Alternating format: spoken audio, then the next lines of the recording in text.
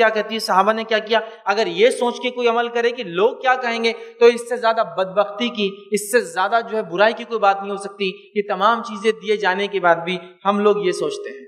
اللہ رب العزت نے قرآن کے اندر یوں فرمایا، جو آیت میں نے خطبے میں تلاوت کی سورہ جاثیہ کی آیت نمبر جو 18 تھی، اور اس کے آگے کی 19 نمبر کی آیت میں بھی اللہ نے بیان کیا اور فرمایا، سنی آیت کیا تھی، اللہ فرماتا ہے ثم جعلناک علی شریعۃ من الامر، اللہ فرماتا پھر ہم نے تم کو دین کے ایک واضح طریق پر قائم کر دیا، ہم نے تم کو دین کے ایک ایسی شریعت پہ کر دیا جو واضح ہے، اس طریقے پہ تم کو چلا دیا، مطلب امت مسلمہ کو، بس تم اسی پر چلو اور ان لوگوں کی خواہشات کی پیروی نہ کرو جو علم نہیں رکھتے، تو بس تم ابھی شریعت پہ چلو جو محمد صلی اللہ علیہ وسلم کو دی گئی، اور ان لوگوں کی پیروی مت کرو جو علم نہیں رکھتے۔ اسی لیے میں نے شروع میں کہہ دیا، اگر علم والے لوگ ہیں اور اگر وہ بتا رہے ہیں جو حقیقی علم رکھتے ہیں، تب تو معاملہ صحیح ہے کہ وہ کیا کہیں گے، لیکن مسئلہ یہ ہے کہ وہ سب چھوڑ کر جاہل کیا کہہ رہے ہیں، اکثریت کیا کہہ رہی ہیں، جس کو کچھ علم نہیں ہے کیا کریں، فاسق اور فاجر لوگ کیا کہہ رہے ہیں، وہ ہم کو اثر ڈال رہا ہے، وہ چیز کی وجہ سے ہم رک رہے ہیں۔ تو اللہ نے فرمایا کہ ہم نے تم کو ایک واضح طریق پر قائم کیا، ایک شریعت پر جو ہے جو بہت واضح اور کلیئر اس پر قائم رکھا، بس تم اس پر چلو اور جاہل لوگوں کی بات مت سننا۔ پھر فرمایا جو علم نہیں رکھتے یہ لوگ اللہ کے مقابلے میں تمہارے کچھ کام نہیں آ سکتے، اگر تم ان کی بات سن کے دنیا میں زندگی گزارو گے تو یہ قیامت کے دن تمہارے کچھ کام نہیں آنے والے اللہ کے مقابلے میں۔ پھر فرمایا اللہ رب العزت نے کام نہیں آ سکتے، اور ظالم لوگ ایک دوسرے کے ساتھی ہے، ظالم ہے ایسے لوگ اور وہ ایک دوسرے کے ساتھی ہے۔ پھر فرمایا اور متقین کا اللہ ساتھی ہے، اور جو اللہ کا تقوی اختیار کرتے ہیں ان کا دوست اللہ ہے، ان کا ساتھی اللہ ہے۔ مطلب یہ ظالم ہے جو شریعت سے روکتے ہیں، شریعت کی چیزوں کو پسند نہیں کرتے ہیں، چلنے والوں کو ٹوکتے اور اس پہ روکنے کی کوشش کرتے ہیں، یہ ظالم ہے اور ایک دوسرے کے دوست ہے۔ اللہ متقین کا ساتھی ہے، ان کا دوست ہے۔ پھر فرمایا یہ لوگوں کے لیے بصیرت کی باتیں ہیں اور ہدایت اور رحمت ہیں ان لوگوں کے لیے جو یقین کرتے ہیں۔ یہ قرآن بصیرت کی باتیں بتاتا ہے، کھلی دلائل اور نشانیاں بتاتا ہے، اور ان لوگوں کے لیے جو ایمان لاتے ہیں، یاد رکھیے رحمت ہے ان لوگوں کے لیے جو یقین رکھتے ہیں، جو ایمان لاتے ہیں، اس کے تقاضوں کو پورا کرتے ہیں۔ تو یہاں دیکھیے اس آیت کے اندر یہ وضاحت کر دی گئی کہ تم جاہلوں کے طریقوں پہ مت چلو، وہ لوگ جو اپنی خواہشات کے مطابق زندگیاں گزارتے ہیں ان کے طریقے پہ مت چلو، بلکہ جو شریعت مجھے اور آپ کو دی گئی ہے، محمد صلی اللہ علیہ وسلم پر اس کو مکمل کر دیا گیا، اس طریقے پر مجھے اور آپ کو چلنا ہے۔ اس بات کو ہم ذہن نشین کر لے، یہ بڑی اہم چیز ہے۔ ورنہ اللہ رب العزت نے اس امت نے پیدا کیا، اس کے بعد بھی اگر ہم اس اللہ کے بتائے ہوئے حکم قرآن اور نبی اکرم صلی اللہ علیہ وسلم کے بتائے ہوئے طریقے سنت پر نہ چلے تو کتنی جس کو ہم کہیں گے یہ ہماری جو ہے بدبختی ہوں گی، بد نصیبی ہوں گی کہ اتنا سب کچھ ہونے کے بعد بھی ہم لوگ اپنی منمانی کر کے یا منمانی کرنے کے ساتھ ساتھ لوگ کیا کہیں گے بڑا عجیب مسئلہ ہے وہ کر کے ہم دنیا سے جو ہے چلے جائیں۔ یہ بہت خطرناک بات ہے، اور ایسا انسان سچا مومن اور سچا مسلمان نہیں ہو سکتا جو لوگوں کے اعتبار سے کام کرتا ہو کہ لوگ کیا کہیں گے، اکثریت کیا کرتی ہے۔ یہ بڑی عجیب بات ہے، یاد رکھیے۔ اور آج ہم دیکھتے ہیں اگر یہ بات یہاں تک بھی ہوتی کہ لوگ دنیا کے معاملے میں کیا کہیں گے اور میں رک جاؤں تو بھی درست تھا، جیسا کہ میں اگر جو ہے MBBS نہیں کر کے MBA کرا تو لوگ کیا کہیں گے تو بھی سمجھ میں آتا، چلو کورس چینج کر لو۔ اگر دنیا کی باتوں تک ہوتی کہ یہ گاڑی نہیں یہ گاڑی میں لیتا ہوں تو بھی ٹھیک تھا، چونکہ اس میں کوئی پکڑ نہیں ہے کہ میں یہ گاڑی کے بدلے یہ گاڑی، یہ کپڑے کے بدلے وہ کپڑا۔ لیکن مسئلہ یہاں ہے کہ دنیا کے اندر تو معاملہ ہے ہی نہیں، بلکہ یہاں شریعت میں وہ انفلوئنس اور وہ اثر نظر آتا ہے، اور اس حد تک وہ اثر نظر آتا ہے کہ شریعت کے کئی کھلے اور واضح احکام کو ہم چھوڑ دیتے۔ کیوں؟ لوگ کیا کہیں گے۔ واضح احکام، مثال دیتا ہوں، سمجھ لیجئے، کسی کو کوئی ایک مسئلہ پیش آئے شریعت کے اندر، کوئی ایک مسئلہ اس کی زندگی کا، وہ اس نے تلاش کیا، کتاب و سنت رکھ دی گئی سامنے، مسئلہ کلیئر ہو گیا، لیکن اس کے بعد وہ آدمی بولتا ہے یہ تو ٹھیک ہے، بات تو یہی صحیح ہے، لیکن میرے رشتہ دار کیا کہیں گے، میرا قبیلہ اور خاندان کیا کہیں گا، میرے دوست احباب کیا کہیں گے، میرے آفس کے لوگ، اڑوس پڑوس کے لوگ کیا کہیں گے، لہذا مسئلہ تو ٹھیک ہے، انشاءاللہ پھر کبھی عمل کریں گے، کیونکہ لوگ کیا کہیں گے۔ تو مسئلہ یہ نہیں ہے کہ یہ کتاب و سنت سے ثابت نہیں اس لیے میں چھوڑتا ہوں، مسئلہ یہ نہیں ہے کہ یہ بات درست نہیں ہے میں چھوڑ رہا ہوں، مسئلہ یہ ہے کہ بات تو صحیح ہے، آپ نے جو بولا، چاہے کوئی بھی مسئلہ ہو دین کا، بات تو بالکل صحیح ہے ماشاءاللہ، لیکن لوگ کیا کہیں گے۔ اور لوگ اتنے حاوی ہو گئے، اتنے انفلوئنس ڈالنے لگے کہ ان کے انفلوئنس کی وجہ سے شریعت کے کئی احکامات بالائے طاق رکھ دیے گئے، چھوڑ دیے گئے، عمل چھوڑ دیا گیا، وہ اجنبی بن گئے. اب جو کوئی بیچارے کرتے ہیں وہ اجنبی نظر آتے ہیں اس سماج میں, کوئی نہیں کر رہا اس کو. تو گویا دین پر عمل بھی اکثریت کے مطابق ہو رہا ہے. دنیا کے حد تک یہ انفلوئنس ہوتا تھا الگ بات ہے. اچھا دنیا میں بھی یہ انفلوئنس, یہ اثر کس کا لیں گے آپ؟ جو دنیاوی علم رکھتا ہے نا. آپ کو ایک ہینڈ سیٹ پرچیز کرنا ہے تو یہ ہینڈ سیٹ جب پرچیز کریں گے تو آپ کسی کی بھی سن کے لیں گے آپ؟ نہیں, آپ اس کے ماہر آدمی سے پوچھیں گے جو مطلب آئی ٹی کے آدمی ہو, یا جو مارکیٹ کا نالج رکھتا ہو, یا جو الیکٹرانکس کی فیلڈ کا نالج رکھتا ہو, یا جو موبائلز کے اندر اسپیشلسٹ ہو, اس سے پوچھتے اور اس کا اثر بھی لیتے ہیں آپ. لیکن یہاں مسئلہ یہ ہے کہ دنیا کے معاملات میں ویسا نہیں ہے, اس کے اندر برابر اس کے اسپیشلسٹ کے پاس جا رہا ہے. لیکن دینی معاملوں میں وہ اکثریت کا معاملہ چل رہا ہے. دین کیا کہہ رہا ہے وہ نہیں, شریعت نے کیا کہا وہ نہیں, نبی نے کیا کیا وہ نہیں, صحابہ کا عمل کیا تھا وہ نہیں, لوگ کیا کہیں گے وہ اصل ہے. پھر لوگوں کے مطابق ساری چیزیں ڈھالی جا رہی ہے. اب اس میں کیا کیا مثالیں لوں, کیا کیا مثالیں دوں, بڑی مشکل ہے بہرحال چیزوں کو سمجھانا. لیکن لوگ کیا کہیں گے یہ سب سے خطرناک چیز ہے. اور یاد رکھیے آج حالت یہ ہو گئی جس کو میں اپنے زبان میں کہہ رہا ہوں, یہ سب سے بڑا طاغوت اور بت جو مسلمانوں نے بنا لیا وہ بت یہی ہے. لوگ کیا کہیں گے. بتوں کی عبادت کرنا سارے مسلمان برا مانتے ہیں, اس کو شرک مانتے ہیں, وہ کفر ہے, وہ غلط ہے. لیکن آپ کو پتا ہے صرف پتھر اور مٹی کے بت ہی نہیں ہے جن کی عبادت کرنے سے انسان شرک کرتا ہے. یہ بھی ایک قسم کا بڑا شرک ہے کہ انسان اس لیے کوئی عمل شریعت کا چھوڑ دے یا نہ کرے کہ لوگ کیا کہیں گے. اور میں تو کہتا ہوں یہ آج کے زمانے کا سب سے بڑا بت بنا بیٹھا ہے کہ لوگ کیا کہیں گے. رب کیا کہیں گا دیکھا جائے گا, رسول نے کیا کیا صلی اللہ علیہ وسلم دیکھا جائے گا, صحابہ کیا کرتے تھے وہ بھی دیکھا جائے گا, سلف صالحین کا عمل کیا تھا چھوڑو اس کو دیکھا جائے گا. لیکن اصل یہ ہے کہ لوگ کیا کہیں گے یہ سب سے اول, اس کے بعد تمام چیزیں. تو گویا یہ لوگ جو ہے ایک قسم کا ایسا بت ہو گیا ہے جس کو غیر شعوری طور سے اس کی عبادت ہم کر رہے ہیں. یہ اپنی خواہشات ہے, یہ لوگوں کی خواہشات ہے. شریعت میں اپنی خواہشات پہ چلنا بھی منع ہے, دوسروں کی خواہشات پہ چلنا بھی منع ہے. ہم کو جس چیز پر چلنا ہے وہ اللہ کی اتاری گئی شریعت ہے جو محمد صلی اللہ علیہ وسلم پر مکمل ہو گئی. اس طریقے پر چلنا ہے. یاد رکھیے یہ طریقہ ہے. یہ بھی طریقہ نہیں کہ میرا دل کیا بولتا ہے, اور وہ بھی نہیں کہ آپ کا کیا بولتا ہے. اب جو انسان اپنی خواہشات پر چلتا ہے, اللہ نے سورہ فرقان میں اس کے بارے میں کہا کہ اے نبی آپ نے ایسے شخص کو دیکھا جس نے اپنی ہوا, اپنی خواہشات کو اپنا رب بنا لیا, اپنی ہوا کو الہ بنا لیا, اس نے اپنی خواہشات کو معبود بنا لیا. تو اپنی خواہشات پہ چلنا بھی جو ہے شرک ہے. تو ظاہر سی بات ہے لوگ کیا کہیں گے, لوگوں کی خواہشات پہ چلنا بھی بہت بڑا شرک ہے. لیکن یہ شرک سمجھ میں نہیں آتا. یہ تو ایسا اثر ڈال دیا اس جملے نے ہم پر, میں کیا کہوں, اور کون سا زندگی کا شعبہ اس سے بچا ہے. مجھے کھانے میں یہ چیز پسند ہے لیکن نہیں کھاتا ہوں, کیوں؟ لوگ کیا کہیں گے. اگر حلال ہے تو پھر مسئلہ ہی نہیں نا, نہیں لوگ کیا کہیں گے. مجھے یہ کپڑا پہننا ہے لیکن نہیں پہنتا ہوں, کیوں؟ ارے بھائی لوگ کیا کہیں گے, یہ بھی تو ضروری نہ جاننا ہم. سمجھ رہے آپ؟ مطلب یہ اتنا اثر انداز ہوتا ہے, اتنا اثر انداز ہوتا ہے کہ ایک لڑکی جو دیندار ہے ماشاءاللہ, اور وہ دینی سارے تقاضوں کو پورا کرتی ہے, جو اس لائق ہے چونکہ شریعت میں دینداری کا تقاضا ہے شادی کے لیے کہ آپ کے گھر کی بہو بنے, لیکن اس سے نکاح بھی نہیں طے کر سکتے اپنے بیٹے کا, اس لیے کہ اس کا رنگ ذرا کم ہے. جب لے کر نکلیں گے لوگوں کے سامنے تو لوگ کیا کہیں گے. مجھے پسند ہے, اس کی دینداری اچھی ہے, لیکن لوگوں کو نہیں پسند ہے نا, تو لوگ کیا کہیں گے. تو کوئی ایسا معاملہ زندگی کا باقی نہیں ہے جو لوگوں کی وجہ سے نہیں ہوتا ہو. اور میں اکثر یہ بات کہتا ہوں, ہمارا حال یہ ہے ہم وہ چیز کرتے ہیں جو ہم کو پسند نہیں, کیوں؟ تو لوگ کیا کہیں گے. ہم وہ چیز کرتے ہیں جو ہم کو پسند نہیں کیونکہ لوگ کیا کہیں گے. ان کو دکھانے کو کرتے جن کو ہم پسند نہیں کرتے. اب دیکھو یہ بھی ایک عجیب مسئلہ, ان کو بتاتا میں کیا ہے, لیکن وہ کون آپ کے بہت چاہیے نہیں لیکن بتانے کا ہم, تو وہ کام کرتے جو ہم کو پسند نہیں چونکہ لوگ کیا کہیں گے. ان کو بتانے کرتے جن کو ہم پسند نہیں کرتے, اور عام طور سے وہ پیسوں سے کرتے جو اپنا نہیں رہتا, ادھار سدھار لے کے کر دیا.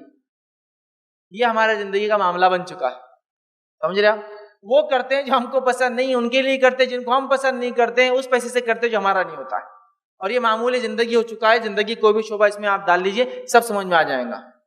کوئی بھی چیز ہو, کوئی بھی معاملہ ہو زندگی کا, تو بڑا عجیب معاملہ ہو گیا ہے. اور یاد رکھیے ایک بت بن کر بیٹھ گیا مسلمانوں پر کہ لوگ کیا کہیں گے. اپنی خواہشات پر چلنا بھی غلط اور دوسروں کی خواہشات پر چلنا بھی غلط. اور یہ دوسروں کی خواہشات پہ چلنے کو میں نے عام زبان میں کہا لوگ کیا کہیں گے.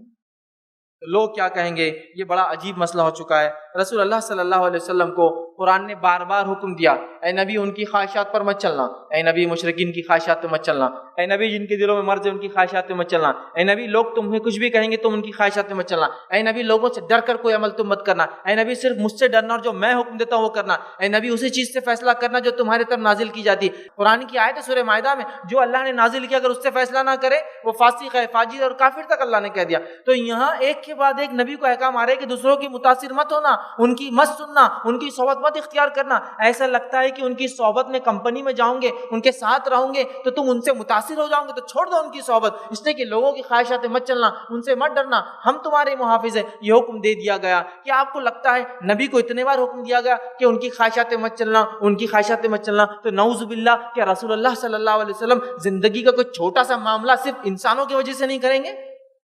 کیا یہ سوچ کے نہیں کریں گے لوگ کیا کہیں گے؟ نہیں، یہ نبی کو بتا کر امت کی ٹریننگ ہے، یہ نبی کو کہہ کر امت کی اصلاح ہے، یہ نبی کو مخاطب ہو کر اصل میں میں اور آپ اس سے مخاطب ہے کہ اے لوگوں جو اس نبی کی امتی ہو، دیکھو اس نبی کو سیدھا ہم کہہ رہے ہیں کہ کسی سے متاثر ہو کے کوئی کام مت کرنا، جو اتارا گیا اس کے حساب سے کام کرنا، جو بھیجا گیا اس کے حساب سے کام کرنا، قرآن و سنت کے حساب سے کام کرنا، جو وحی آئی ہے اس کے حساب سے کام کرنا، جو ہم نے نازل کیا وہ حکم بنے اس کے حساب سے پورے حکم چلیں گے۔ لیکن اس کے بعد بھی امت کا یہ حال ہے کہ امت ہر کام میں لوگوں کی خواہشات پہ ہم چل رہے ہیں۔ اللہ رب العزت نے قرآن میں ایک مقام پہ فرمایا کہا جس کا ترجمہ اس طرح سے، اور ان کے درمیان اس کے مطابق فیصلہ کرو جو اللہ نے اتارا ہے۔ لوگوں کے بیچ میں فیصلہ اللہ نے جو اتارا اس سے کرو، اتارا ہے، اور ان کی خواہشوں کی پیروی نہ کرو، اور لوگوں کی خواہشات پہ نبی مت چلو، پیروی نہ کرو۔ ان لوگوں سے بچو کہ کہیں وہ تمہیں اللہ کے اتارے ہوئے کسی حکم سے پھسلا نہ دے، اور ایسے کمپنی میں جانے سے لوگوں سے بچو جو آپ کو پھسلا دیتے ہیں، بہکا دیتے ہیں۔ سمجھ رہے آپ؟ حکم آ رہا اللہ کے رسول کو جو اتارا گیا اس سے فیصلہ کرو، اور ایسے لوگوں کے ساتھ مت رہو جو آپ کو پھسلا دیتے ہیں اللہ کے حکم سے۔ اگر وہ پھر جائے تو جان لو کہ اللہ کو ان کے بعض گناہوں کی سزا ان کو دینا چاہتا ہے۔ اگر وہ پھر جائے نہ مانے آپ کی بات تو چھوڑ دیجئے، مطلب نبی نے فیصلہ کیا جو اتارا گیا اس کے مطابق، اور کچھ لوگ ناراض ہو کے اسلام سے پھر جائے یا منہ موڑ لے تو اللہ کہہ رہا ہے ان سے مت وہ کرنا، ان کو تو اس بات سے منہ موڑنے کے لیے ہم روز قیامت سزا دیں گے اس کی طرح، ٹھیک ہے؟ تو ان کی سزا ہے۔ اور یقیناً لوگوں میں سے زیادہ آدمی نافرمان ہیں۔ کیا یہ لوگ جاہلیت کا فیصلہ چاہتے ہیں؟ کیا یہ لوگ چاہتے ہیں کہ جہالت میں جیسے فیصلے ہوتے تھے آپ ویسا فیصلہ کریں؟ اے نبی ویسا فیصلہ مت کرنا، ہم نے جو اتارا اس سے کرنا، ناراض ہوتے تو ناراض ہونے دو، یہ ان کے لیے عذاب ہوگا۔ پھر فرمایا فیصلہ چاہتے ہیں، اور ان لوگوں کے لیے جو یقین رکھتے ہیں، مطلب ایمان والوں کے لیے اللہ سے بڑھ کر کسی کا فیصلہ نہیں ہو سکتا۔ ایمان والوں کے لیے اللہ سے بڑھ کر کوئی فیصلہ نہیں ہے۔ تو لہٰذا یہ بات ہمارے ذہنوں میں کلیئر ہو جانا چاہیے۔ اس بت کو آج توڑ کر پھینک دیں ہم کہ لوگ کیا کہتے ہیں، لوگ نہیں، شریعت کیا کہتی ہے، اسلام کیا کہتا ہے، اللہ نے کیا کہا، اس کے رسول نے کیا کہا، اس کی شریعت کیا کہتی ہے، انہوں نے کیا حکم دیا، یہ سب سے اول ہے، باقی ساری چیزیں بعد میں ہوں گی۔ تو یہاں ہم دیکھیے کتنا ڈر رہے ہیں، شریعت کی بعض باتوں کو لوگوں سے ڈر کے چھوڑ دے رہے ہیں، شریعت کے کھلے احکام کو اس لیے عمل نہیں کر رہے ہیں کہ شاید ایسا کرنے سے میری بچی کو رشتے نہ آئیں، شاید شریعت پہ عمل کرنے سے میرے بزنس کو بند کر دے لوگ، کیوں تو بولے کہ بھائی ہم تو نہیں کرتے ایسا عمل تم کر رہے ہو، بزنس بند کر دے۔ یا ہم ڈر رہے ہیں کہ ایسا نہ ہو کہ جو ہے لوگ میرے جو ہے جان کے پیچھے پڑ جائے، یا ہم ڈر رہے ہیں کہ لوگ کیا سوچیں گے میرے بارے میں، اگر میں یہ کروں گا تو سارا سماج تو یہ کام نہیں کرتا۔ تو گویا آج ہمارا معاملہ یہ ہے کہ لوگوں کو خوش کرنے کے لیے اعمال کیے جا رہے ہیں، اللہ اور اس کے رسول کی نافرمانی ایک ایک جگہ توڑی جا رہی ہے، ایک ایک احکام کو تار تار کیا جا رہا ہے شریعت کا، صرف اس لیے کہ لوگ کیا کہیں، صرف اس لیے کہ لوگ کیا کہیں۔ سورہ رات سورہ نمبر جو 13 آیت نمبر 37 اللہ نے فرمایا وَكَذَلِكَ أَنزَلْنَا حُكْمًا عَرَبِيًّا وَلَئِنِ اتَّبَعْتَ أَهْوَاءَهُمْ بعد ما جاءك من العلم ما لك من اللہ، اللہ فرماتا ہے کہتا ہے اور اگر تم نے لوگوں کی خواہشوں کی پیروی کی اے نبی، اس کے بعد کہ تمہارے پاس علم آ چکا ہے، تو اللہ کے مقابلے میں تمہارا نہ کوئی مددگار ہوگا اور نہ ہی کوئی بچانے والا۔ اے نبی اگر اللہ کے حکم آنے کے بعد تم نے لوگوں کی پیروی کی جو ہم کر رہے ہیں، اللہ کا حکم آنے کے بعد بھی لوگ کیا کہیں گے اس کے مطابق عمل ہو رہا ہے نا، تو اللہ فرما رہا ہے نبی آپ کا کوئی مددگار نہیں ہوگا۔ گویا نبی تو یہ کبھی کرنے والے تھے ہی نہیں، یہ مجھے اور آپ کو وارننگ ہے، امتیوں تم سے یہ خطا اور غلطی نہ ہو کہ تم لوگوں کے حساب سے کام کرو، بلکہ جو اتارا گیا اس کے اعتبار سے کام کرو، ٹھیک ہے۔ اسی طرح جو ہے ایمان اور اسلام آج ہمارا خطرے میں ہے، صرف یہ ایک جملے کی وجہ سے لوگ کیا کہیں گے۔ دنیاوی اعمال تو بہرحال غارت ہو ہی رہے ہیں، مطلب دنیا میں جو کام کرتے یہ بھی ہو رہا ہے، کیونکہ دنیا میں بھی آج کل جو عمل ہو رہے وہ کوئی اچھے نہیں ہیں، وہ بھی سب اکثریت جو کر رہی ہے، اگر وہ بہائی کر رہی تو ہم بھی بہائی کر رہے ہیں، اگر وہ حرام خوری کر رہے ہیں، حرام چیزیں کما رہے ہیں تو ہم بھی حرام کی طرف جا رہے ہیں، ٹھیک ہے، حالانکہ شریعت کے بھی خلاف ہے، دنیا بھی اس پہ غارت ہو رہی ہے، لیکن ہم دیکھتے ہیں اسلام اور ایمان ہمارا خطرے میں ہے، اس لیے کہ ہم یہ کہہ رہے ہیں کہ لوگ کیا کہیں گے، ہر چیز اس کے اعتبار سے ہو رہی ہے، جبکہ اسلام کیا چاہتا ہے معلوم؟ اسلام چاہتا ہے میں اور آپ مکمل اسلام میں داخل ہو جائیں، مکمل طور سے شریعت کے مطابق عمل کرے۔ آئیے قرآن کیا فرماتا سنیے، قرآن میں اللہ رب العزت نے فرمایا سورہ بقرہ سورہ نمبر 2 آیت نمبر 208 اور 209 میں اللہ نے فرمایا کہا یا ایھا الذین آمنوا ادخلوا فی السلم کافۃ ولا تتبعوا خطوات الشیطان انہ لکم عدو مبین۔ اللہ فرماتا اور کہتا ہے اے وہ لوگوں جو ایمان لائے ادخلوا فی السلم کافہ، سلم میں مکمل پورے کے پورے داخل ہو جاؤ۔ اس کا ترجمہ ویسے اسلام لکھا جاتا ہے، لیکن سلم کا اگر عربی معنی لے تو ہوتا ہے اصلاح یا معاہدے میں مکمل کے مکمل داخل ہو جاؤ، سمجھ رہا؟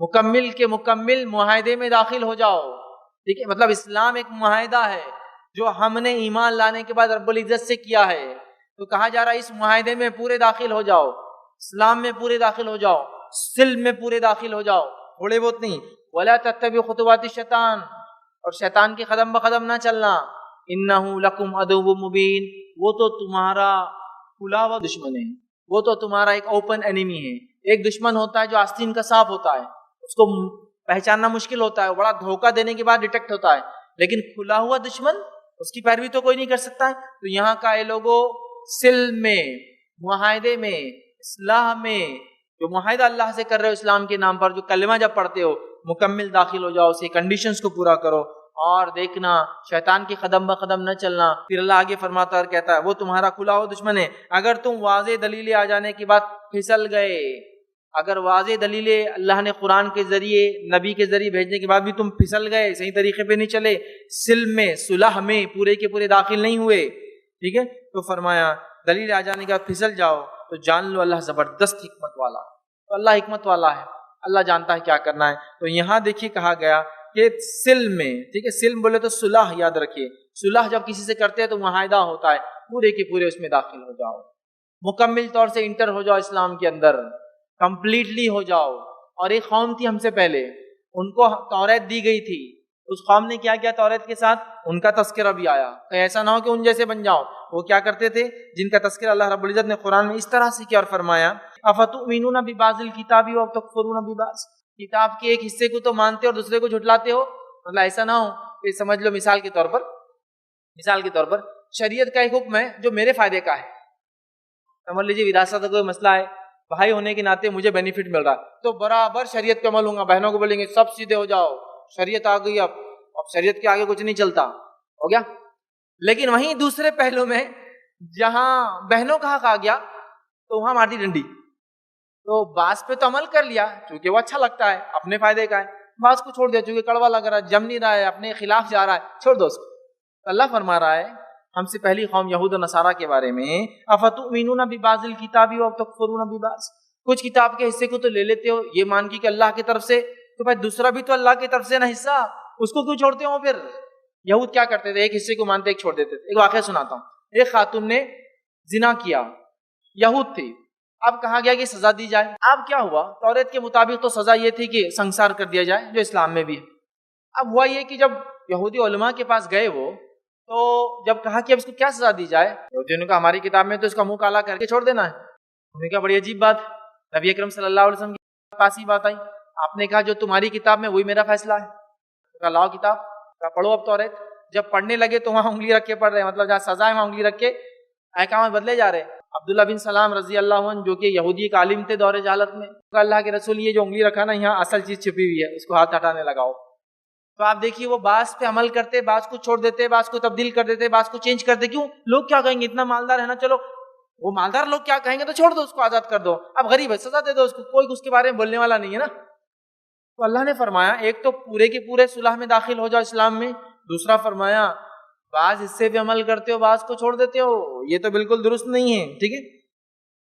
آگے فرمایا اسی آیت کا اگلا حصہ ہے، ایک حصہ انکار کرتے ہو بس لوگ تم میں سے ایسا کریں، ان کی سزا اس کے سوا کیا ہے کہ دنیا کی رسوا کن زندگی، جو بعض حصے پہ عمل کریں گا کتاب و سنت کے بعض کو چھوڑیں گا تو اللہ فرما رہا ہے ان کی سزا کیا ہے؟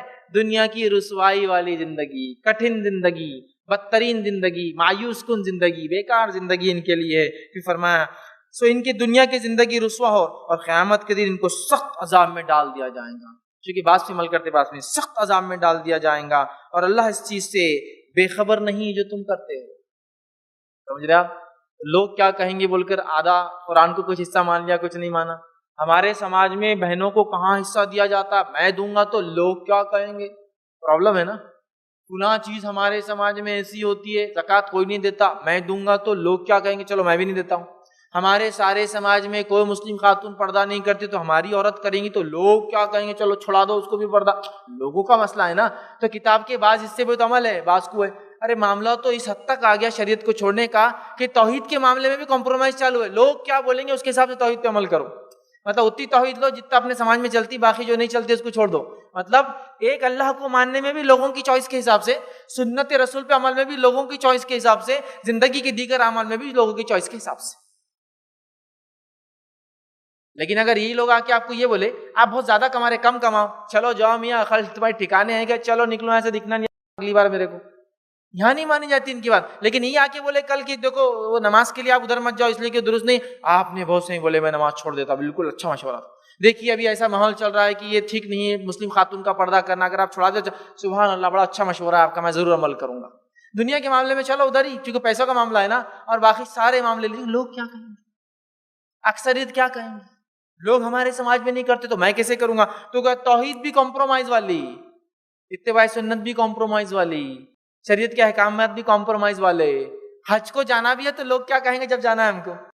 تایا نے حج کر لیے، چچا نے حج کر لیے، اب سب ابا کو بول رہے تم کب کرتے؟ ابا جاؤ، لوگ کیا بولیں گے ہم کو، ہم نے نہیں کرا، چلو بھیجتے تم کو بھی۔ اب ابا بیمار جا نہیں سکتے لیکن تم کو جانا پڑے گا اس لیے کہ سب حاجی صاحب بن گئے، تم کب حاجی صاحب بنو گے؟ ابا ہم کو شرم آ رہی، لوگ کیا بولیں گے؟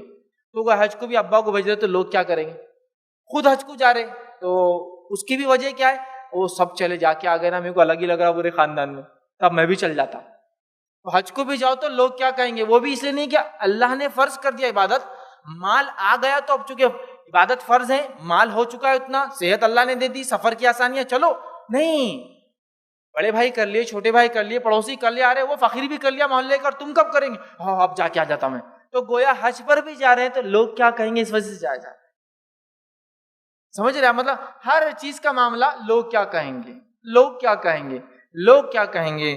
ارے میرے بھائی میں آپ کو ایک بات بولوں، لوگوں نے کب نہیں کہا میرے کو یہ بتاؤ نا، وہ کب منہ بند رکھیں گے اپنا، یہ بتاؤ مجھے۔ وہ ایک مثال ہے کیونکہ لوگ کیا کہیں گے کی بات چل رہی ہے، پھر دہرا دیتا ہوں ایک بار۔ اسکول کے اندر آپ نے چھوٹی چھوٹی جماعتوں کے اندر کہانی قصے پڑھے ہوں گے، کہانی بہت مشہور کہانی ہے۔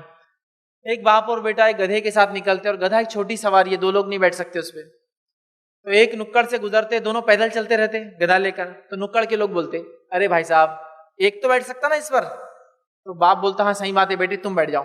اگلی نکڑ پہ جاتے تو لوگ بولتے کیسا بے شرم بیٹا ہے، دیکھو باپ پیدل چل رہا خود گدھے پہ بیٹھا ہوا ہے، تو وہ بیٹا بولتا ابا اب تم بیٹھ جاؤ، کیونکہ لوگ بہت ایسا ایسا بول رہے ہیں۔ اگلی نکڑ پہ جاتے تو پھر لوگ وہاں کیا بولتے کیسا باپ ہے بے رحم، دیکھو ایک معصوم اکلوتے بیٹے کو پیدل چلا رہا خود گدھے پہ بیٹھا ہوا ہے۔ دونوں بولتے رہے یار یہ کیا مصیبت ہے، ٹھیک۔ اگلے نکڑ پہ جانے سے پہلے گدھے کو اٹھا کے پھینک دیتے نالے میں، جب پھینک کر آگے بڑھتے تو اگلے نکڑ والے کیا بولتے ارے کیسے باپ بےخوف باپ بیٹے ہیں، دونوں میں سے کوئی ایک بیٹھ سکتا تھا نا۔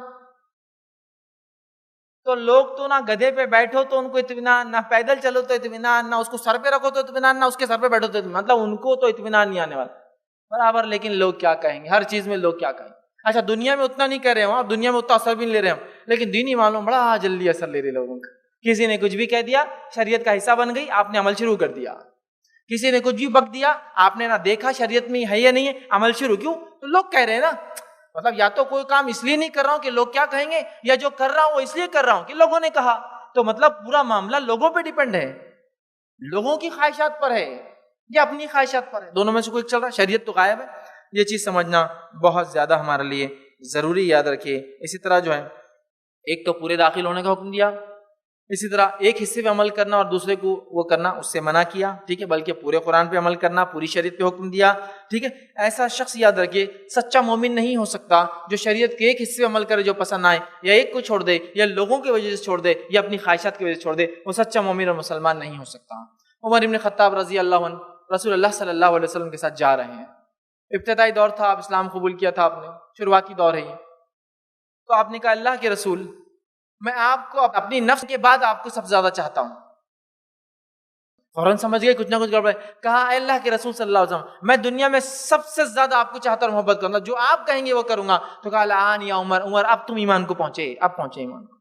مطلب سب سے زیادہ محبوب جو چیز ہمیں ہو وہ اللہ کے رسول صلی اللہ علیہ وسلم اور ان پہ اتری ہوئی شریعت، وہ سب سے زیادہ محبوب مطلب اس پر عمل ہے، تو خالی محبت کے دعوے اور عمل غائب ایسا نہیں، سب سے زیادہ مطلب میں اسی کے مطابق چلوں گا۔ جب یہ کہا کہ اپنی نفس سے بھی زیادہ، والدین سے بھی زیادہ، سارے دنیا سے زیادہ، تو کہا اب عمر تم ایمان کو پہنچے، اس لیے کہ کوئی شخص جب تک سچا مومن نہیں ہو سکتا جب تک کہ وہ تمام دنیا اپنی نفس سے زیادہ مجھ سے محبت نہ کرے، مومن ہی نہیں ہے۔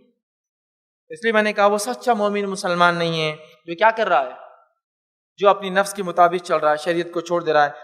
روایت ہے رسول اللہ صلی اللہ علیہ وسلم فرمایا تم میں سے کوئی ایک شخص اس وقت تک مومن نہیں ہو سکتا جب تک کہ اس کی خواہشات میری لائی ہوئی شریعت کے تابع نہ ہو جائے۔ تم میں سے کوئی شخص جب تک مومن نہیں ہو سکتا جب تک کہ اس کی خواہشات میری لائی ہوئی شریعت کے تابع نہ ہو جائے۔ تو اب ہم اپنا ایمان جانچ لیں، دوسرے کو جانچنے کی ضرورت نہیں ہے۔ ہم نے اپنی کتنی خواہشات کو شریعت کے تابع کیا، کتنی خواہشات کو، کتنی پرسنٹ خواہشات کو، یہاں تو 100% چاہیے، چلو 100 نہیں تو کتنی کیا۔ ہم اگر دیکھیں صبح سے لے کر شام تک ساری منمانی ہے، یا تو لوگ کیا کہیں گے یا تو میری نفس کیا کہہ رہی ہے، بس یہ دونوں پہ معاملے چل رہے ہیں۔ آدھا معاملہ لوگ کیا کہیں گے بول کے نہیں کر رہا ہوں، آدھے معاملہ میری دل نہیں چاہ رہا بول کے میں چھوڑ دے رہا ہوں۔ یہ ہمارا معمول ہے، اس کو بدلنے کی سخت ضرورت ہے، ورنہ ایسا شخص مومن نہیں، ایمان والا نہیں ہے۔ اور اطاعت اور بندگی جو ہے اللہ تعالیٰ کی، جو چیز ہم کو اس کے خلاف لے جا رہی ہے وہ یہی دو چیزیں ہیں، یا تو میری خواہش، لوگ کیا کہیں گے، یا تو میری خواہش۔ جبکہ نبی اکرم صلی اللہ علیہ وسلم نے یہ بات واضح کر دی کہ شریعت کا حکم آنے کے بعد نہ والدین کی مانی جائیں گی۔ والدین کیوں کہہ رہا ہوں سب سے پہلے، چونکہ والدین کا مقام اللہ اور اس کے رسول کی بات دنیا میں، اگر وہ والدین بھی شریعت کے خلاف بولے تو ان کی بھی نہیں مانی جائیں گی۔ شریعت کے خلاف کوئی بڑا سا بڑا علامہ بھی بولے تو اس کی بات نہیں مانی جائیں گی۔ شریعت کے خلاف کوئی بھی کہے مانی نہیں جائیں گی، چونکہ نبی اکرم صلی اللہ علیہ وسلم اس کی وضاحت حدیث کے اندر یوں کی، اور آپ نے فرمایا اور کہا اللہ تعالیٰ کی نافرمانی میں کسی کی اطاعت نہیں ہوں گی، اللہ کی ناراضگی میں مخلوق کی اطاعت نہیں ہوتی۔ اگر جس چیز سے اللہ ناراض ہو رہا تو اس معاملے میں مخلوق کی بات نہیں سنی جائیں گی، چاہے مخلوق کتنی بھی ناراض ہو۔ والدین کا مقام ہے، لیکن اگر والدین شریعت کے خلاف بولے ان کی بات بھی مانی نہیں جائیں گی۔ اچھے سے کہا جائے گا اے والدین، اے امی، اے ابا میں نہیں مان سکتا ہوں، آپ کی بات غلط ہے، ٹھیک ہے، اچھے سے کہا جائے گا لیکن بات نہیں مانی جائیں گی۔ کوئی یہ نہیں کہہ سکتا کہ میرے والدین کہہ رہے نماز کو مت جاؤ تو میں نے چھوڑ دیا، نماز روزہ مت رکھو بولے تو میں نے چھوڑ دیا، نہیں۔ آپ یہ کہیں گے دیکھیے میں آپ کا احترام کرتا ہوں چونکہ شریعت نے مجھے حکم دیا، لیکن یہاں آپ کی بات نہیں مان سکتا۔ آپ علم رکھتے ہیں، آپ بات کہہ رہے ہیں، لیکن آپ کے علم کے پیچھے دلیل نہیں ہے، چونکہ آپ کے پاس دلیل نہیں ہے، میں آپ کا احترام کرتا ہوں لیکن آپ کی بات نہیں مان سکتا، بات نہیں چلیں گے، چونکہ رب کے ناراضگی میں کسی کی وہ نہیں ہوتی۔ اسی طرح جو ہے ہم دیکھتے ہیں بہت سارے لوگ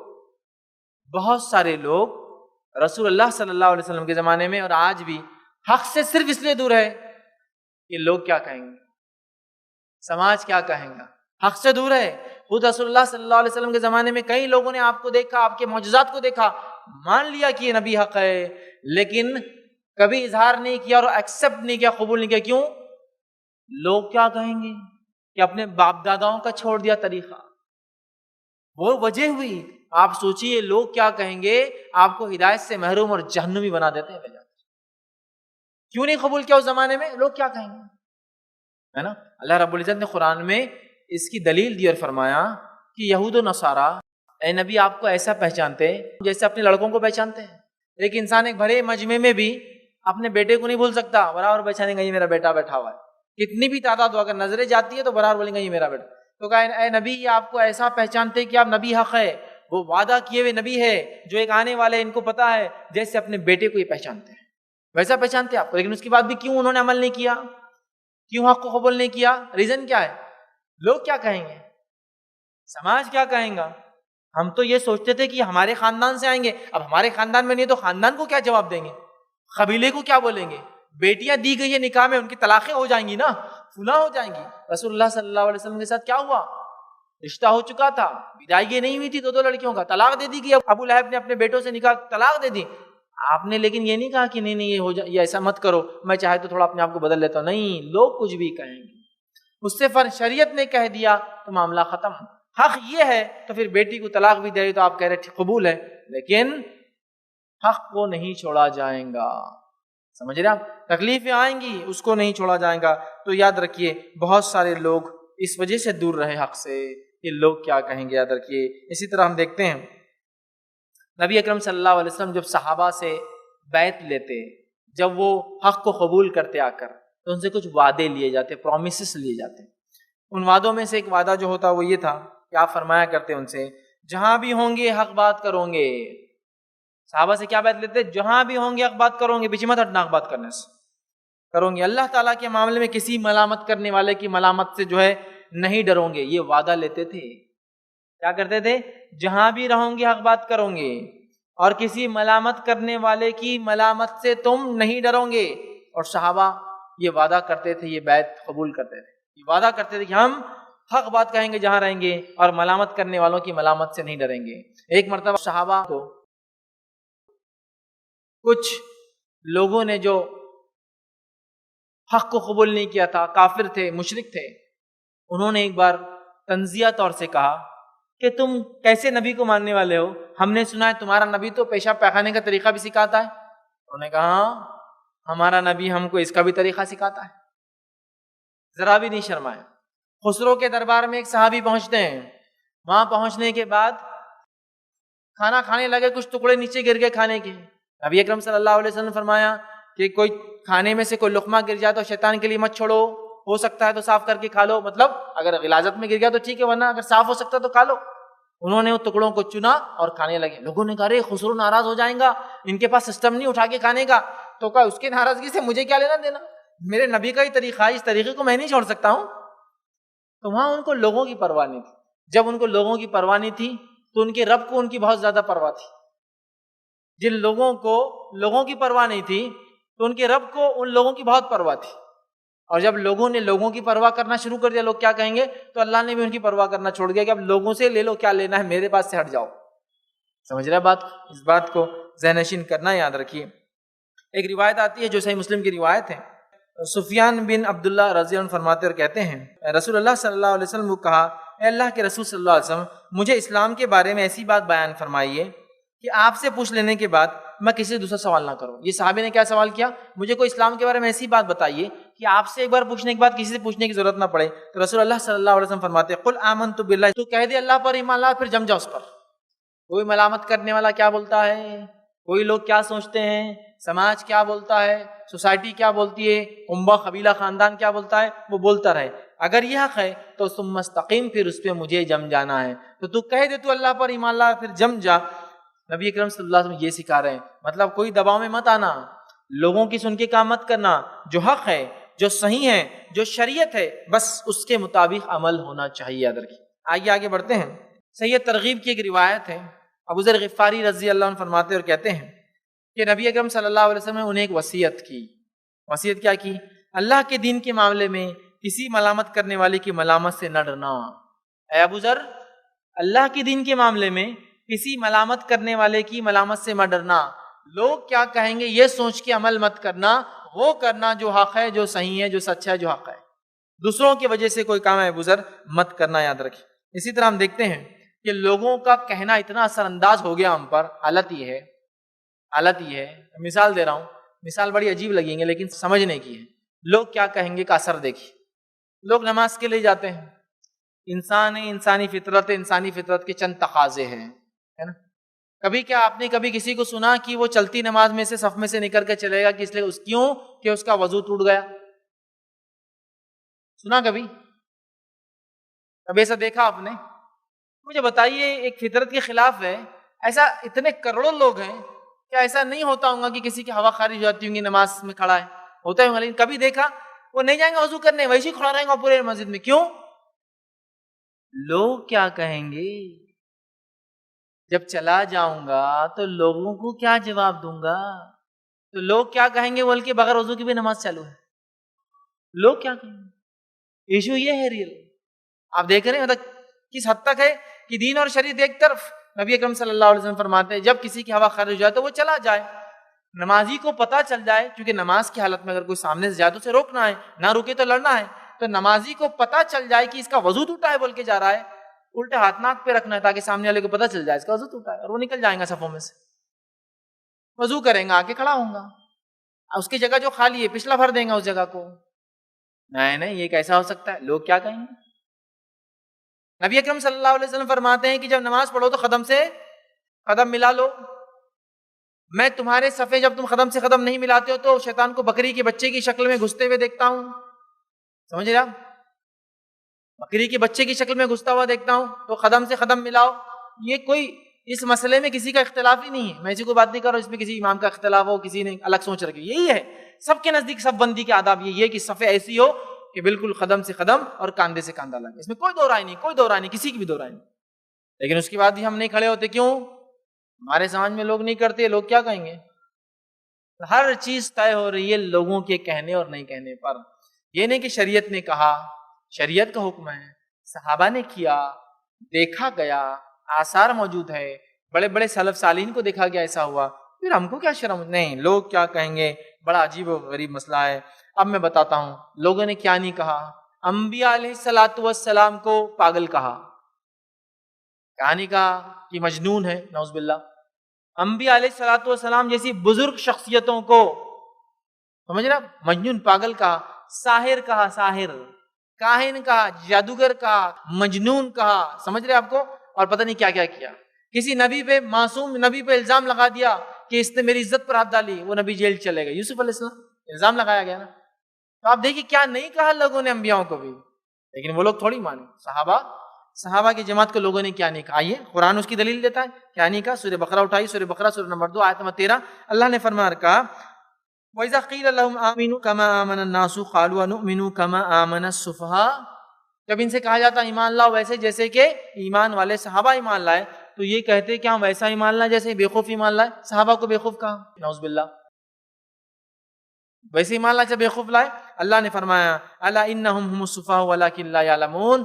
خبردار سن لو، یہی بیوقوف ہے لیکن جانتے نہیں ہیں. تو الزام لگا لوگوں پر جو اللہ کی شریعت کو مانتے تھے، لوگوں کی بات نہیں مانتے تھے کہ تم پاگل ہو. رب العزت نے ان کی جوابی کارروائی آسمانوں سے کی کہ وہ لوگ بیوقوف ہے جو یہ کہہ رہے ہیں لیکن ان کو اس کا علم نہیں. سبحان اللہ. جب ہم اللہ کی بات مانتے اور لوگوں کی نہیں سنتے تو رب العزت ہماری دفاع کرتا ہے. اور جب لوگوں کی مانتے ہیں تو نہ لوگ راضی ہوتے ہیں نہ رب راضی ہوتا ہے. لیکن جب رب کی مانتے تو رب راضی ہوتا ہے تو لوگ بھی راضی ہو جاتے ہیں. سمجھ رہے ہیں؟ اس بات کو سمجھنے کی ہمیں بہت زیادہ ضرورت ہے. اور لوگوں نے کتنی مشقتوں میں انبیاء کو ڈالا، کیسی کیسی تکلیفیں انہوں نے حق پہ چلنے کی وجہ سے اٹھائی، جس کا تذکرہ ممکن نہیں ہے. صرف ایک آیت رکھتا ہوں بات کو صرف سمجھنے کے لیے. آئیے آیت اس طرح سے اللہ فرماتا ہے سورہ عنکبوت سورہ نمبر 29 آیت نمبر جو ہے 2 اور 3 میں اللہ فرماتا ہے کہتا ہے احسب الناس ان یترکوا ان یقولوا آمنا وهم لا یفتنون. کیا لوگ یہ گمان کرتے ہیں، سوچ رکھتے ہیں کہ ہم یوں ہی جنت میں چلے جائیں گے، یوں ہی بخش دیے جائیں گے صرف یہ کہنے پر، یہ وربل سٹیٹمنٹ پر کہ ہم ایمان لائے؟ کیا لوگ یہ سوچتے ہیں کہ ہم جنت میں یوں ہی چلے جائیں گے صرف اس جملے کے کہنے پر کہ ہم ایمان لائے؟ اللہ فرماتا ہے کہ اس سے پہلے لوگوں کو ہم نے بہت سارے فتنوں میں ڈالا. مطلب خالی بولنے سے کوئی جنت میں نہیں جاتا، آزمائشیں ہوتی ہے. فَلَيَعْلَمَنَّ اللَّهُ الَّذِينَ صَدَقُوا. تاکہ جان لیں ان لوگوں میں سچا کون اپنے دعوے میں، وَلِيَعْلَمَنَّ الْكَاذِبِينَ. اور جان لے کون جھوٹا ہے اپنے دعوے میں. تو اللہ نے آزمائش میں لوگوں کو ڈالا، آزمائش میں ڈال کے ڈیفرینشیٹ کیا.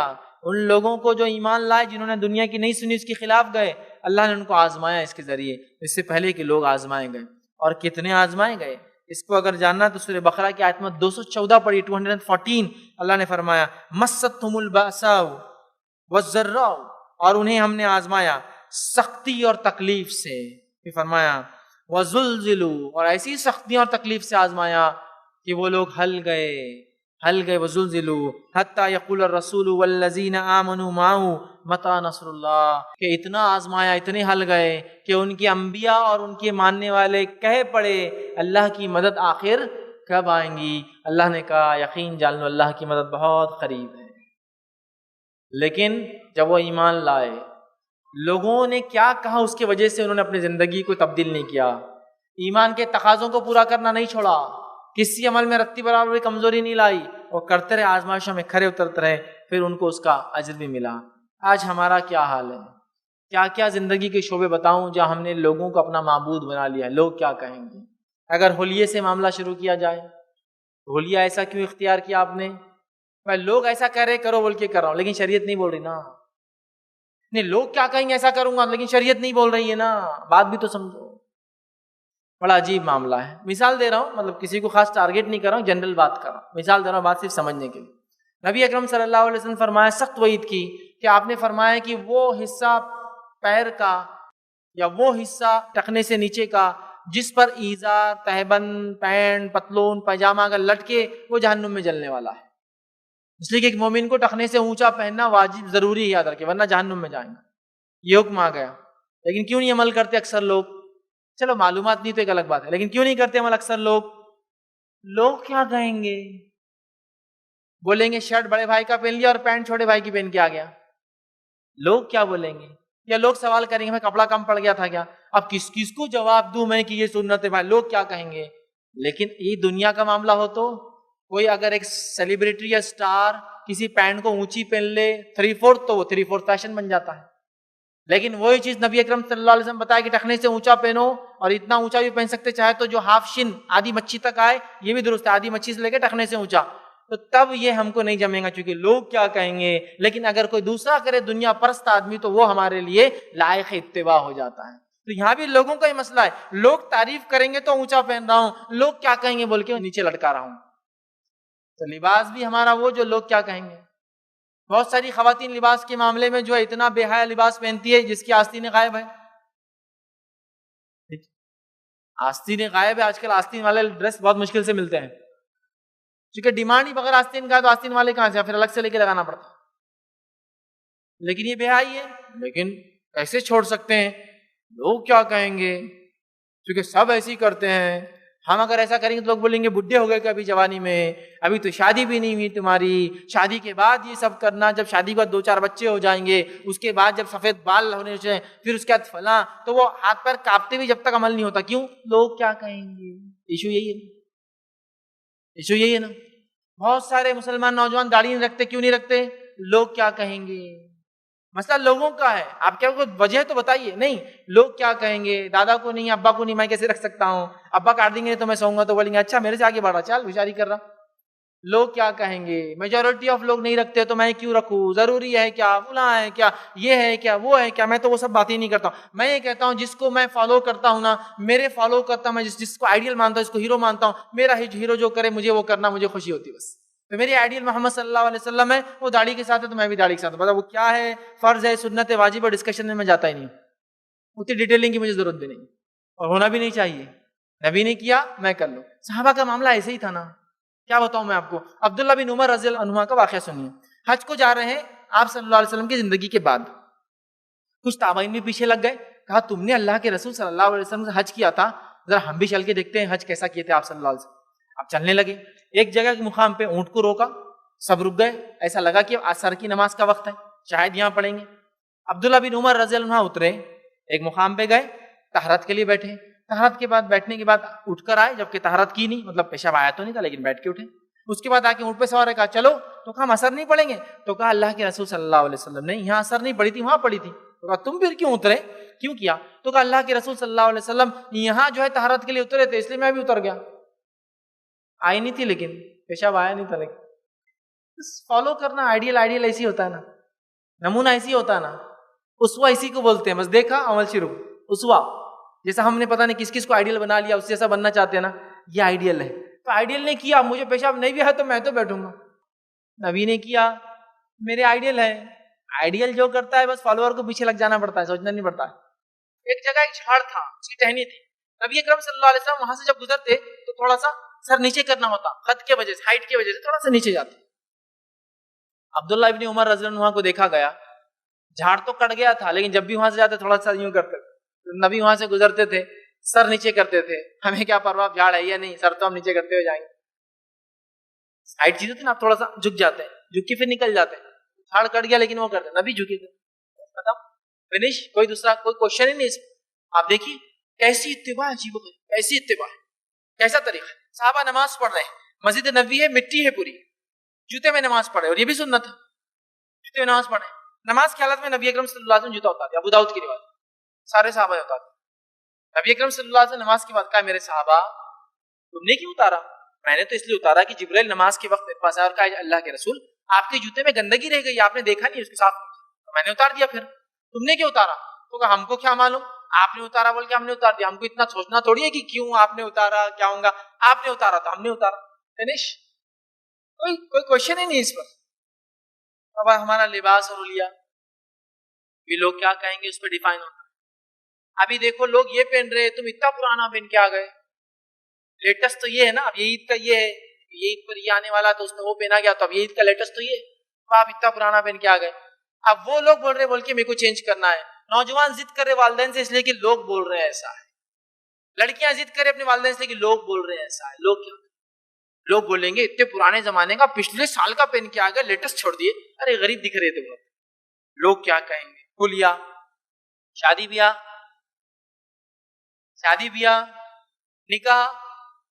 निकाह आधा दीन है। हदीस में अल्फाज है, निकाह आधा दीन है। जब आधा दीन इंसान मुकम्मिल कर लेता है, मतलब जब निकाह नहीं होता है तो आधे दिन पे चलता है, जब वो निकाह कर लेता है तो आधा दिन मुकम्मिल कर लेता है। अब बाकी आधे की फिक्र करे, मतलब निकाह आधा दिन होता है, बाकी आधे की फिक्र करे। निकाह से मामलात वगैरह इंसान समझने लगता है जो कि उससे पहले उसको समझ में नहीं आते हैं। तो निकाह आधा दिन है, अब ये आधे दिन को मुकम्मिल करना है, तो ये आधा दिन हम कैसे मुकम्मिल करते हैं? खाला की ख्वाहिशात के मुताबिक, पप्पू की ख्वाहिशात के मुताबिक, बस मौत से करीब नानी और दादी बोल रहे ये रस्म तो होंगे ही किसी भी हाल में, तो उनकी ख्वाहिशात पूरी करने। हालांकि ये तो मौका है, आप समझा दो कि अब जा रहे, अब तो सुधर जाओ, अब तो आ जाओ दीन पर, कि अब जाते वक्त भी कि अल्लाह को ये मुंह दिखाओगे कि यहाँ भी गलत काम करा की गई। शरीयत बोल रही वैसा नहीं होगा, इतने रसूमात नहीं हो सकते। नहीं नहीं नहीं नहीं, नहीं ऐसा कैसा होगा? लोग क्या बोलेंगे, कमाए नहीं, हाँ खल्लाश थे, एनआरआई ये इतने जमाने तक बाहर रहे, क्या फायदा हुआ इतने दिन बाहर रहे कि हमने तुमसे अच्छी शादी की है। लोग क्या कहेंगे, मसला ये शादी में। तो आधा दिन भी मुकम्मिल मन माने ढंग से होता है, एज वी विश, हम जैसा चाहते शादी वैसी होती है ना। कैसी शादी होती है मुझे तफसीलात में जाने की जरूरत नहीं, जो मैं चाहता हूं, जैसा मैं चाहता हूं, जैसे मेरे समाज में होती। अरे लेकिन अल्लाह के रसूल सल्लल्लाहु अलैहि वसल्लम ने कहा ऐसा किया, अरे सहाबा ने ऐसा किया, वो सब बाद में लोग क्या कहेंगे सबसे पहले वो, तो लिहाजा आधा दिन भी हम वो हिसाब से मुकम्मिल करेंगे जो लोगों के हिसाब से हो। बहू जो आएंगी वो लोग क्या कहेंगे उसके हिसाब से होगा, दामाद का सिलेक्शन भी लोग क्या कहेंगे उसके हिसाब से होगा। क्यों भाई, तुम्हारी बच्ची को रिश्ता, इतना मालदार लड़का है वो, अरे लेकिन वो उसकी इनकम सही नहीं है। इनकम छोड़ो, लोग क्या बोलेंगे, इतना अच्छा ऑफर छोड़ दिया आपने, लोग क्या बोलेंगे कि मुल्ला से निकाह कर दिया तुमने अपनी बच्ची का, मौलवी आदमी है, दीनदार है, लोग क्या कहेंगे।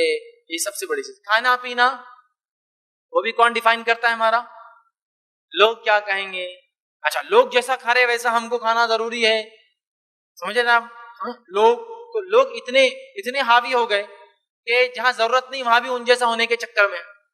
नबी अकरम सल्लल्लाहु अलैहि वसल्लम के सहाबा की सादगी देखिए आप सल्लल्लाहु अलैहि वसल्लम ने, सहाबा फरमाते हमने प्लेट में खाते हुए कभी नहीं देखा। बहुत गरीब गुर्बत के हालात थे, जो बर्तन होता उसमें खाया जाता था, प्लेट स्पेशल नहीं होती थी। और उमन रोटियों वगैरह को तो हाथ में पकड़ा जाता था और खाया जाता था। आज भी आप देखिए बहुत सारे लोगों को उल्टे हाथ में रोटी पकड़ते हैं और खाते हैं। हमारे पास अगर उल्टे हाथ में रोटी रही तो हो, उल्टे हाथ में रोटी मतलब हराम होगी रोटी, तुम तो गलत हो गए। जब एक आदमी के पास प्लेट नहीं होंगी तो उल्टे हाथ नहीं पकड़ेंगे और सीधे हाथ से खाएंगे ना, फिर क्या मिट्टी पर रखेंगे, जमीन पर। नबी अकरम सल्लल्लाहु अलैहि वसल्लम प्लेट इस्तेमाल नहीं किया था। आपने कभी जिंदगी में पर्दे लगाए अपने घर के अंदर? आपके पास बर्तनों में क्या था, एक गिलास था पानी पीने के लिए जो टूटा हुआ था, तो एक वायर से बंधा हुआ था, हदीस में आता। एक कटोरा था, इंशाल्लाह इस्लामी मयार इस्तेमाल की चीजों का जरूरत की मेरा उन्वान आएगा, उसमें तफसीलात दूंगा। एक तकिया था आपके पास और एक बर्तन था जिसमें सब कुछ होता था, खाया भी उसमें जा रहा है, पिया भी उसमें जा रहा है। एक्सेस नहीं थे कि खाने का एक अलग, पीने का एक अलग, इसका एक अलग, मेहमान को देने का अलग, अंदर आने वाले खास मेहमानों का अलग, कुछ भी नहीं था। ये सादगी थी। लेकिन अगर वो कोई सादगी अपना ले हमारे जमाने में तो बोलेंगे अरे एटिकेट सर, मैनर्स नहीं मालूम समाज में रहने के, देखो हाथ में पकड़ के खा रहा रोटी, जो इसमें कोई मसला नहीं। नबी अकरम सल्लल्लाहु अलैहि वसल्लम भूख से परेशान है, निकलते हैं, निकलकर सहाबा पूछते अल्लाह के रसूल इस वक्त में आप बाहर, तो भूख से बाहर निकला। सहाबा सुनते और कहते आओ अल्लाह के रसूल मेरे पास आइए, आप खाइए। और फौरन ताजी खजूरें लाते हैं और एक जो है खाने का इंतजाम अपने बीवी करने का कहते हैं। रसूलुल्लाह सल्लल्लाहु अलैहि वसल्लम भूख थी तो ये नहीं आप शर्माए कि मुझे भूख है, आपने जाकर लोगों से कहा, कह सकता इंसान जब भूखा हो, آپ نکلے, آپ کو بھوک تھی اور کہیں کہیں دنوں کی بھوک تھی, صحابہ نے کھلایا, ہم کیا بولتے, بھوک لگے ہوئی تو بولنا بھوک نہیں لگی, کسی کو بولنا نہیں کھانا دیجئے, دیے ہوئے تو اتنا سا کھانا, بس اتنا تکلف کے ساتھ, اگر 2 سے 3 نوالے کھا لیے تو شادی کے رشتے نہیں آئیں گے, لڑکی کو بولیں گے اتنا کھاتی, لہٰذا اتنا ہی کھانا 2 لوگوں کے سامنے, تکلفات, لوگ کیا کہیں گے, ارے بھوک تو 4 روٹیوں کی بیچاری کو, لیکن کھاتی 2 نوالے. اس لیے بہت سی بار اپنے تقریروں میں کہتا ہوں, عورتوں کو اگر صحت مینٹین کرنا ہے نا تو وہ اتنا کھانا کھانا جتنا دعوتوں میں کھانا کھاتے, گھر پہ بھی اتنا ہی کھانا, انشاءاللہ صحت مینٹین ہو جائیں گی. اور مردوں کو کہتا ہوں تم جتنا گھر پہ کھانا کھاتے ہو نا, دعوتوں میں اتنا کھانا تمہاری صحت ہی مینٹین رہیں گی, ورنہ دعوتوں میں جا کے ایسا حال ہوتا کہ دن بھر رننگ کر کے جاتا ہو اور شام میں بتاتا پھر کیا ہے. نہیں, گھر پہ جتنا کھاتے اتنا دعوتوں میں مردوں نے کھانا, اور عورتیں دعوتوں میں جتنا کھاتی گھر پہ اتنا کھانا, انشاءاللہ دونوں کی صحت مینٹین رہیں گی. 1/3 میدے کو خالی رکھو, 1/3 پانی, 1/3 کھانا, 1/3 میدا خالی ایمٹی, اس کو بھی ذرا ریلیکس رہنے دو, ٹھیک ہے. تو کھانا بھی اتنا کھانا جتنا لوگ کیا کہیں گے. زیادہ کھانا اچھی بات نہیں ہے, زیادہ نہیں, نارمل بھی نہیں, لوگ کپڑے ایسے کیوں, لوگ کیا کہیں گے, پانی ایسا کیوں پیتے, لوگ کیا کہیں گے. یہ بھی بڑا مسئلہ ہے نا, کھانا کون سے ہاتھ سے کھاتے, سیدھے ہاتھ سے, پانی کون سے ہاتھ سے پیتے, سافٹ ڈرنک کون سے ہاتھ سے پیتے, الٹے ہاتھ سے. کیوں, لوگ کیا کہیں گے. سماج میں سسٹم ہے, سیدھے سے کھاؤ الٹے سے پیو, یہ تو اسٹینڈرڈ ہے, مینیجرز کرتے ہیں بڑے بڑے, فلاں کرتے ہیں, یہ کرتے ہیں, کلچر ہے, یہ اسٹیٹ وہ کنگڈم میں ہی چلتا ہے, ہم ان کی اتباع کیسے نہیں کریں گے, لہٰذا ہم کھائیں گے. نبی اکرم صلی اللہ علیہ وسلم نے ایک مرتبہ ایک شخص کو دیکھا, وہ کھانا الٹے ہاتھ سے کھا رہا تھا, آپ نے کہا کہ اپنے سیدھے ہاتھ سے کھا, کل بھی یمینک, سیدھے ہاتھ سے کھا. اس نے تکبر کی بنیاد پہ کہا, حالانکہ کھا سکتا تھا, کہا میرا سیدھا ہاتھ نہیں اٹھتا. تب اس زمانے میں لوگ الٹے ہاتھ سے بھی کھاتے تھے, تو آپ صلی اللہ علیہ وسلم اس کو بددعا دی اور کہا اللہ تیرا ہاتھ کبھی منہ تک نہ پہنچا سیدھا. اس کے بعد لوگ کہتے ہیں اس آدمی کا کبھی پورے زندگی میں سیدھا ہاتھ منہ تک نہیں گیا. آپ نے بددعا دی جو الٹے ہاتھ سے کھانا. پی رہے نہیں پی رہے, اچھا اب جو تھوڑے سے سمجھدار ہیں بول رہے نہیں, لیکن اب سیدھے ہاتھ سے کھانا کھا رہے تو اب پانی لیں گے تو گلاس گندا ہو جائے گا نا. تو میرے بھائی گلاس کو گندا کر, سنت کو گندا مت کر. ہوندے گندا کوئی مسئلہ نہیں, سنت گندی مت کر, اپنے دماغ مت چلا شریعت میں, ٹھیک ہے. سیدھے ہاتھ سے بھی گندا ہوگا ہونے تو کوئی مسئلہ نہیں. اس میں کوئی ممانعت ہے کہ گلاس گندا ہو جائیں گے تو آپ کو دعوت میں سے ہکال دیں گے لات مار کے؟ نہیں, وہ کچھ نہیں بولیں گے. اس میں بھی احتیاط کر سکتے ہیں. ٹشو کا زمانہ ہے, دستیوں کا زمانہ ہے, کتنا آسان ہے. صحابہ کے زمانے تو پہننے کو کپڑے نہیں ہوا کرتے, تو ٹشو دستی کا تصور, توال وغیرہ کا تو سوچ بھی نہیں تھی ان کے بیچاروں کی. تو سب کچھ ہے, دستی ہے, ٹشوز ہے, چلو اتنا ہی خراب ہونا ہے تو ٹشو سے بھی کرو, لیکن سیدھے ہاتھ سے. تو بیچارے کھا رہے, اب کھاتے کھاتے والے میں الٹے سے پیتا, لیکن جب کھانا ہو گیا تو پھر سیدھے ہاتھ سے. نہیں, سیدھے سے ہی کھائیں گے, سیدھے سے ہی پیئیں گے, اور ہر کام کی شروعات سیدھے سے ہی کریں گے. سمجھ گیا؟ ہمارا کھانا پینا بھی لوگ ڈیفائن کرتے ہیں, ٹھیک ہے. اٹھنا اور بیٹھنا لوگ کیا کہیں گے, ہے نا, اس میں بھی ہے نا. مجھے تفصیلات میں جانے کی ضرورت نہیں. دیکھو بچوں کو ماں سمجھا رہی, باپ سے اپن وہ انکل کے پاس جا رہے ہیں, ہاں ہی از امانگ دا ایلیٹس, وہ سماج کے بہت مالدار ایلیٹ لوگوں میں سے, اونچے لوگوں میں سے. جب صوفے پہ بیٹھے نا تو ایک دم جا کے بھد بول کے نہیں بیٹھنا, ایسا سوفسٹیکیٹ چلتے ہوئے جانا. پہلے دیکھنا کوشن کتنا نرم ہے, کیا کہ تو کوئی بہت اندر چل جاتے. پھر ایک پیر پہ دوسرا پیر اسٹائل سے ڈالنا, پھر سیدھا ہاتھ ایسا رکھ کے تھوڑا سا ٹیڑھا ہو کے بیٹھنا, یا ادھر ایسا نہیں کرے تو انکل سمجھیں گے اپنے کو صوفے پہ بیٹھنا نہیں آتا. اب اس کے گھر جا رہے, صوفے کو ہاتھ رکھنے کی جگہ سے نہیں, بچے پریشان, ابا کیا کرنا, اس کو ہاتھ ہی نہیں رکھنے کے. اور بول رہا بعد میں ٹریننگ دوں گا اس کی میں تم. ارے انسانی سادگی, صوفے بیٹھنے کے لیے بیٹھے. ارے کیسا جنگلی جاہل آدمی یار, صوفے پہ پیرا رکھ کے بیٹھ گیا. بیٹھنے کی جگہ ہے نا, بیٹھے, کیا مسئلہ. ہاں اگر خراب ہو جاتی ہے, نقصان ہوتا ہے, تب نہیں بیٹھنا چاہیے, بٹ اگر وہ بنا ہوا اسی کے لیے تو کیا مسئلہ. نبی اکرم صلی اللہ علیہ وسلم کھانے بیٹھتے تو عموماً نیچے بیٹھتے اور اکڑو بیٹھتے, پانی ڈال کے, اکڑو سمجھتے نا, دونوں پیر اوپر رکھے آدمی اکڑو جیسا بیٹھتا ہے. یا کبھی کبھار ایک زان, مطلب ایک پیر فولڈ ہوتا اور ایک پیر سیدھا ہوتا, ایسا بیٹھتے تھے. پانی ڈال کے عموماً کم بیٹھتے تھے. اکڑو یا ایک فلیٹ ہوتا تھا اور ایک اسٹینڈنگ پوزیشن میں پیر ہوتا تھا, بس ایسا بیٹھتے تھے. تو آپ دیکھیے اس میں کیا مسئلہ ہے. لیکن ساری چیزیں تو بیٹھنا اٹھنا بھی لوگوں کے حساب سے ہے نا. جب آپ بیٹھے, بہت سے لوگ ہوتے ہیں جب آپ بیٹھے تو بیٹھنے کا اسٹائل یہ ہے کہ آپ بلیزر کی بٹنز کھول دیں گے, نہیں تو معیوب مانا جائیں گے. لوگ بولیں گے اتنا بھی نہیں سمجھتا, بلیزر والے بیٹھتے وقت کھولنا چاہیے. جب آپ اٹھے تو اٹھتے فوراً بٹنز کو لگا کے, کیا ہوتا کھلا رہا ابھی تو, کوئی یہ سنت ہے کیا, کوئی پکڑ ہوں گی کیا, روز قیامت کو عذاب ہے کیا اس کا. لیکن یہاں ساری, اچھا سنت میں اتنی پابندی نہیں ہے, چھوڑ دیے وہ تو چلتا, کون سا دنیا میں کیوں اتنی پابندی بھی بھائی، اس میں بھی چھوڑ دی تو چلتا ہے نا. نہیں، لوگ کیا کہیں گے، مسئلہ سب لوگوں کا ہے. وہ سب سے بڑا بت ہے جس کو ہم کو راضی کرنا ہے. لوگ کیا ایسا بیٹھنا نہیں آتا، اٹھنا نہیں آتا اس کو، سمجھ رہا ہے بات کو. اسی طرح آپ دیکھیے سونے اور جاگنے کا معاملہ بھی لوگ کیا کہیں گے ہوتا ہے.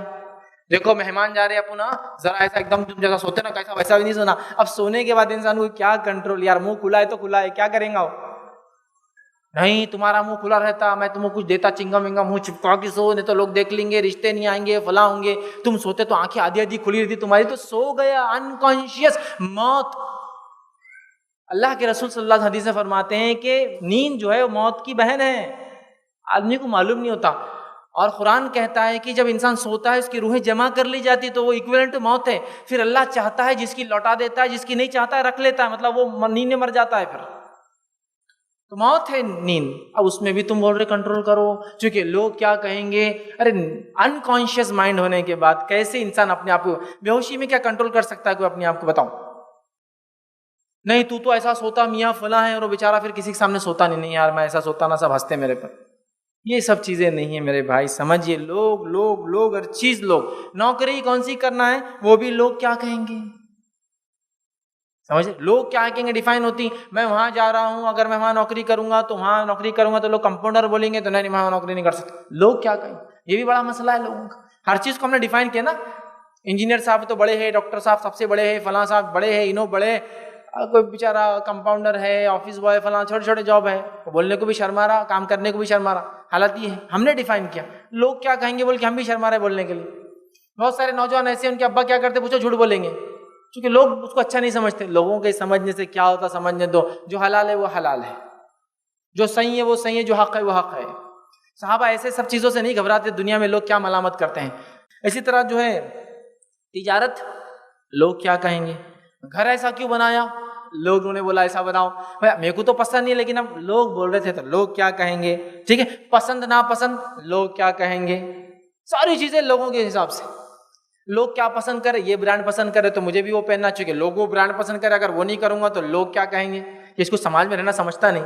اگر میں مالدار ہوں اور اگر جلدی اپنے ہینڈ سیٹس کو نہ بدلوں، ہے نا، 5 کے بعد 6 آ، 6 کے بعد 7 اب 8 آ رہا تو نہ لے لوں، 2-4 لاکھ کا ہی کیوں نہ ہو، میرے پھر ویلیو اور ورتھ کیا ہے سماج کے اندر. لوگ کیا کہیں گے کہ یہ امیر ہے کہ نہیں، سب کچھ بھی بول رہا ہے نا. ہوتا ہے لوگ استعمال کی کوئی بھی چیز آپ استعمال کر سکتے ہیں اگر آپ کو ضرورت ہے، لیکن استعمال نہیں اپنا اسٹیٹس بتانے کے لیے کہ میں جیب سے نکالوں تو آدھا کٹا ہوا سیب دکھنا. او بڑا آدمی، چھوٹا نہیں، بڑا آدمی ہے بھائی. آدھا کٹا ہوا سیب رکھتا جیب کے اندر، معمولی تھوڑی ہے، بڑا آدمی ہے. اب اگر چینج نہیں کروں گا تو چھوٹا ہو جاؤں گا جلدی سے. 6 آ گیا تو 7 آتے، 8 کے بھی اعلان ہو گیا تو اب میرے کو تو جانا ہے. لوگ کیا کہیں گے کہ واقعی میں دولت والا ہے نہیں ہے. ارے لوگوں کو کہنے دیجئے، اگر میری ضرورت کی چیز ہے تو میں لوں گا.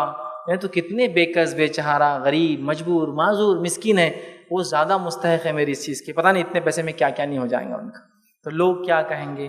تو استعمال کی چیزیں بھی، گھر بھی، گاڑیاں بھی، پسند بھی، لباس بھی، پیشہ بھی، تمام چیزیں دنیا کی لوگ کیا کہیں گے.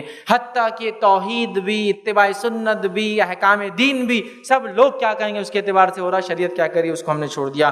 اب جو ہے آخری چند پوائنٹ اور بات کو میں ختم کر رہا ہوں، یاد رکھیے. وہ یہ ہے کہ لوگوں کے تعلق سے اگر ہم سوچیں گے تو کیا ہوں گا. آئیے ایک واقعہ سنیے. ماں عائشہ رضی اللہ عنہا کو ایک مرتبہ جو ہے خط لکھا معاویہ رضی اللہ عنہ نے اور کہا کہ مجھے کچھ نصیحت کیجیے. حضرت عائشہ رضی اللہ عنہ کو نصیحت کیا کی سنیے. وہ خط میں لکھتی ہیں اور جواب دیتی ہے. خط لکھا، مجھے مختصر اور جامع وصیت لکھ دیجیے، بھیجیں. عائشہ رضی اللہ عنہا نے لکھا اور کہا کہ میں وصیت لکھ کر بھیجتی ہوں تجھے، اللہ تجھے سلامت رکھے. اللہ کی حمد و ثنا کے بعد اللہ کے رسول صلی اللہ علیہ وسلم کو میں نے کہتے ہوئے سنا. ایک حدیث لکھ رہی ہے وہ خط کے اندر. اللہ کے رسول صلی اللہ علیہ وسلم کو میں نے کہتے ہوئے سنا ہے، آپ صلی اللہ علیہ وسلم فرما رہے تھے، جس نے لوگوں کی ناراضگی، ٹھیک، جس نے لوگوں کی ناراضگی مول لی اللہ کی خوشنودی تلاش کرنے میں، جس نے لوگوں کی ناراضگی کو مول لے لیا اللہ کو راضی اور خوش کرنے کے لیے، تو وہ فرماتی ہے اللہ تعالیٰ ایسے شخص کو لوگوں کی تکلیف سے کافی ہو جاتا ہے، لوگوں کی تکلیف سے محفوظ کر لیتا ہے. لوگوں کی تکلیف کے خلاف اللہ اس کے لیے کافی بن جاتا ہے، اللہ اس کا حامی اور مددگار بن جاتا ہے. کون؟ جو لوگوں کے خلاف گیا. چونکہ لوگ شریعت پہ عمل نہیں کرے تھے، اس نے کیا، لوگوں نے ملامت کی، تو ایسا ہے، تیرے وجہ سے فلاں رہا. اس نے نہیں سوچا، کہا میرا رب راضی ہو جائے، اللہ کافی ہو گیا لوگوں کے خلاف. پھر فرمایا ہو جائے گا.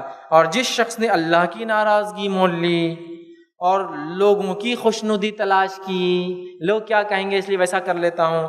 تو ماں عائشہ رضی اللہ عنہا فرماتی ہے آپ صلی اللہ علیہ وسلم نے فرمایا اور کہا تو اللہ تعالیٰ ایسے شخص کو لوگوں کے سپرد کر دیتے ہیں، لوگوں کے حوالے کر دیتے ہیں، اور لوگوں کو اس پر ناراض کر دیتے ہیں اور خود بھی اس سے ناراض ہو جاتے ہیں. تو اللہ تعالیٰ اس کو لوگوں کے حوالے کر دیتے ہیں، لوگوں کو بھی اس سے ناراض کر دیتے ہیں اور خود بھی ناراض ہو جاتے ہیں. تو لوگ کیا کہیں گے سوچ کے تم شریعت کو چھوڑو گے تو لوگ بھی تم سے خوش نہیں ہوں گے، رب بھی تم سے ناراض ہو جائیں گا. دو ناراضگیاں، جس کے لیے کیا وہ بھی ناراض، اور جس کو چھوڑ کر کیا جس کے حکم کو وہ بھی ناراض. لوگ کیا کہیں گے مت سوچئے، شریعت نے کہا وہ اصل ہے. اگر لوگ نیک اور دیندار اور واقعی میں شریعت کے مطابق کہہ رہے ہیں تو پھر تو آپ صحیح بات ہے نا. کچھ لوگ بول رہے ہیں آپ کو بھائی تم یہ سگریٹ پیتے غلط ہے، ٹھیک ہے اچھی بات مانو، لیکن یہ معاملوں میں تو کوئی سننے والا بھی نہیں ہے. جہاں سننا ہے وہ اپنی خواہشات کے مطابق لوگ بول رہے تو ہم سن لیتے ہیں. تو لہٰذا لوگوں کے چکر میں جا کے اپنے ایمان کو ہم برباد نہ کریں. ایمان بڑی اہم چیز ہے، یاد رکھیے یہ ہر کسی کو نہیں ملتی ہے چیز. لہٰذا اتنی قیمتی چیز کو جو پیدائش مجھے اور آپ کو ملی ہے اس کو چھوٹے سے اس بیکار سی چیز کے لیے کہ لوگ کیا کہیں گے مت چھوڑیے. لوگوں نے کہا، ہر زمانے میں ہر کسی کو کہا.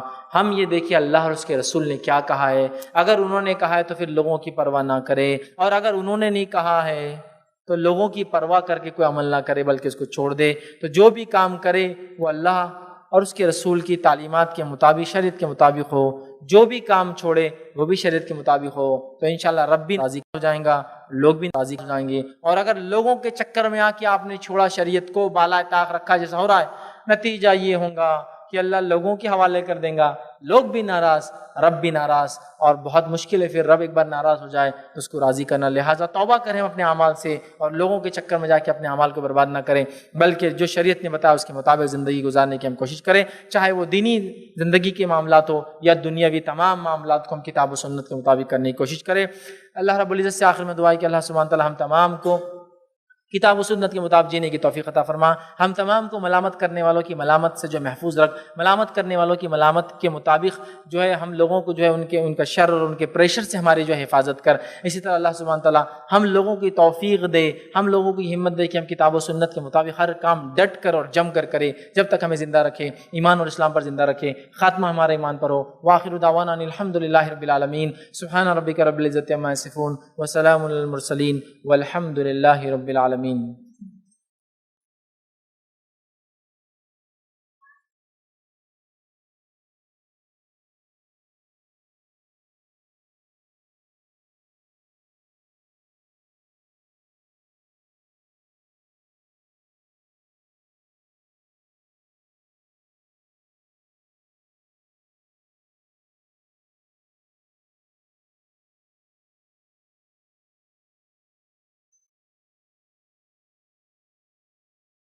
السلام علیکم ورحمۃ اللہ وبرکاتہ. الحمدللہ. تو میں سوال و جواب کا سیشن کرنے سے پہلے جناب ابوبکر فیض صاحب کو دعوت دیتا ہوں کہ وہ آ جائیں تاکہ اس کا سلسلہ شروع کیا جا سکے.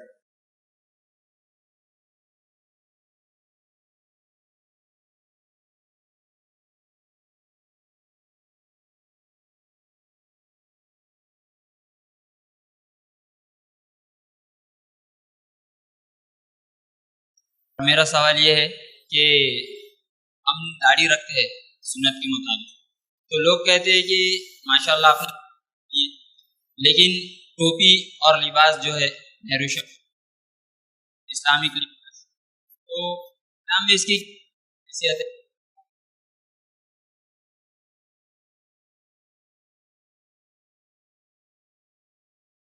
بسم اللہ الرحمن الرحیم. الحمد للہ رب العالمین، والصلاة والسلام علی خاتم النبیین والمرسلین. رب اشرح لی صدری ویسر لی امری واحلل عقدۃ من لسانی یفقهوا قولی. اما بعد. بھائی نے ایک سوال کیا ہے کہ لباس کے تعلق سے، جس میں ان کا سوال تھا کہ ہم داڑھی رکھتے ہیں تو لوگ بولتے ہیں کہ یہ تو اچھا کیا، لیکن ٹوپی اور کرتا وغیرہ ایسا لباس بھی ابھی اختیار کر لیجیے. تو دیکھیے سب سے پہلے چیز یہ ہے داڑھی جو ہے وہ تو رکھنا واجب ہے، مومن کے لیے ایسی بات ہے. یہ مسئلہ تو ہو گیا. اگر اس معاملے میں سماج ابھارتا ہے تو اس سے بڑی خوش نصیبی کی کیا بات ہو سکتی ہے؟ تو اچھی بات ہے.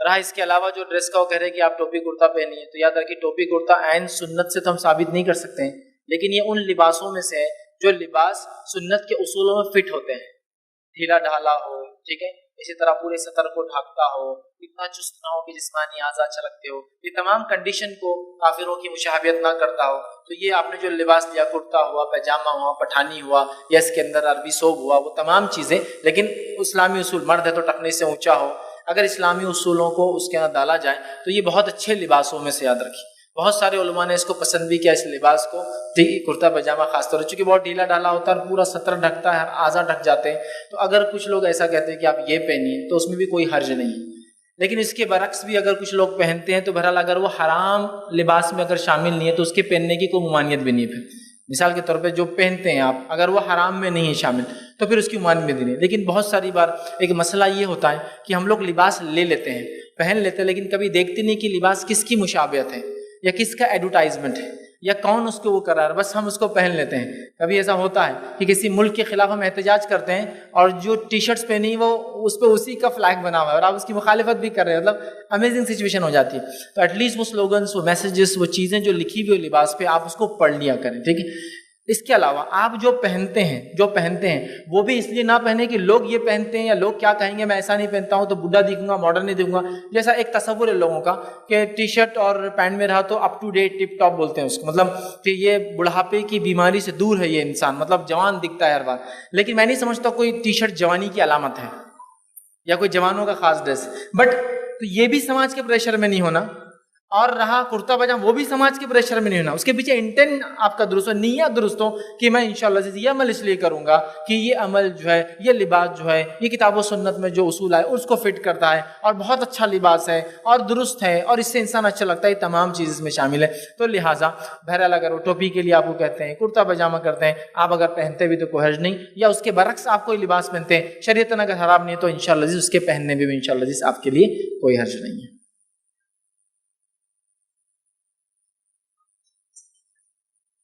جزاک اللہ خیر محسن الجزا۔ انشاءاللہ دوسرا سوال چٹ میں سے لیا جائے گا۔ اس میں سے پہلا سوال جو آیا ہے، سوال یہ ہے کہ کچھ لوگ اپنے بچوں کا نکاح صرف اس لیے نہیں کرتے ہیں کہ ابھی اس کی پڑھائی یعنی کہ تعلیم اس کی جاری ہے، اتنی جلدی نکاح کریں گے تو لوگ کیا کہیں گے؟ آپ سے گزارش ہے کہ براہ کرم اس کی پر روشنی ڈالیں۔ السلام علیکم۔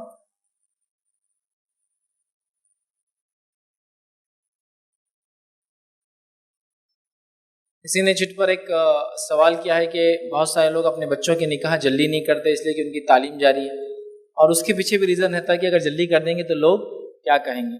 انشاءاللہ عزیز اس پر ایک میرا تفصیلی عنوان ہے جو 27 شب انشاءاللہ رہیں گا، اس میں ہے ہمارے نکاح میں تاخیر کیوں، تب لوگ نکاح کیوں دیر سے کر رہے ہیں۔ بہرحال تفصیلات آئیں گی، مختصر یہاں بتا دیتا ہوں۔ سوال ہے کہ لوگ کیا کہیں گے بول کر بچوں کی نکاح جلدی نہیں کرتے۔ دیکھیے سب سے پہلی چیز، نکاح ایک ایسی چیز ہے جو سماج کی جنسی آلودگی جو پھیل رہی ہے، سمجھا، سماج کے اندر جو جنسی آلودگی ہے، مطلب وہ چیزیں جو نفس سے متعلق ہوتی ہے، جس میں ایک لڑکا یا لڑکی یا مرد اور عورت اپنی نفسیاتی خواہشات کو پورا کرنا چاہتے ہیں، وہ آلودگی بہت پھیل چکی ہے، وہ برائیاں بہت پھیل چکی ہے، ویڈیوز، ایسی تصویریں، ایسی برائیاں بہت عام ہو چکی ہیں۔ ایسے ماحول کے اندر اگر بچوں کے نکاح کے تعلق سے والدین فکر مند ہو کر جلدی شادی کریں تو میں سمجھتا ہوں قابل مبارکباد ایسے والدین جو اپنے بچوں کی نظریں نیچی رکھنے کے لیے اور ان کے جو ہے برائی سے، تاکہ وہ زنا وغیرہ ان برائیوں کی طرف نہ جائے، اس کے لیے سوچتے ہیں، بہت اچھی بات ہے۔ اب رہا معاملہ سماج کا کہ بھائی اتنے جلدی شادی کر دیں گے تو لوگ کیا کہیں گے،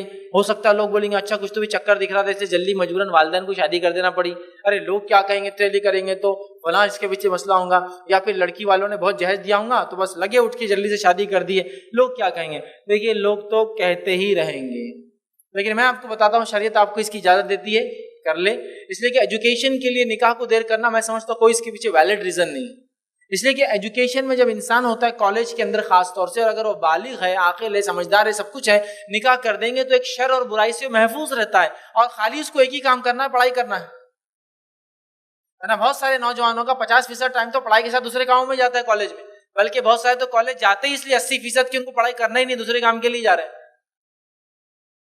کالج میں گئے، کلاس ایک بھی نہیں کی، پھر کیا کیا پورا ٹائم چبوترے میں بیٹھے رہے، سیڑھیوں میں بیٹھے رہے، کینٹین کے پاس گھومتے رہے، یا کالج کے اطراف ادھر ادھر بس گول گول چکر لگا رہے، معاملہ ختم ہو گیا، چاہے بائک پہ ہو، چاہے پیدل ہو، چاہے جو بھی ہو۔ تو یہاں انٹینٹ یہ ہے کہ سامنے والے اپوزٹ جنس کو جو ہے متوجہ کریں، لیکن ایک انسان نکاح شادی شدہ ہے، اس کو صرف پڑھائی کرنا ہے، کالج میں کچھ کام نہیں۔ اچھا ایک اور ہوتا ہے، بچے کماتے نہیں چونکہ کالج جاتے ہیں، تو پھر کیسا ہو، بچی بھی کماتی نہیں، ظاہر سی بات ہے بچہ بھی کماتا نہیں، تو کون ان کو کھلا رہا ہے ابھی؟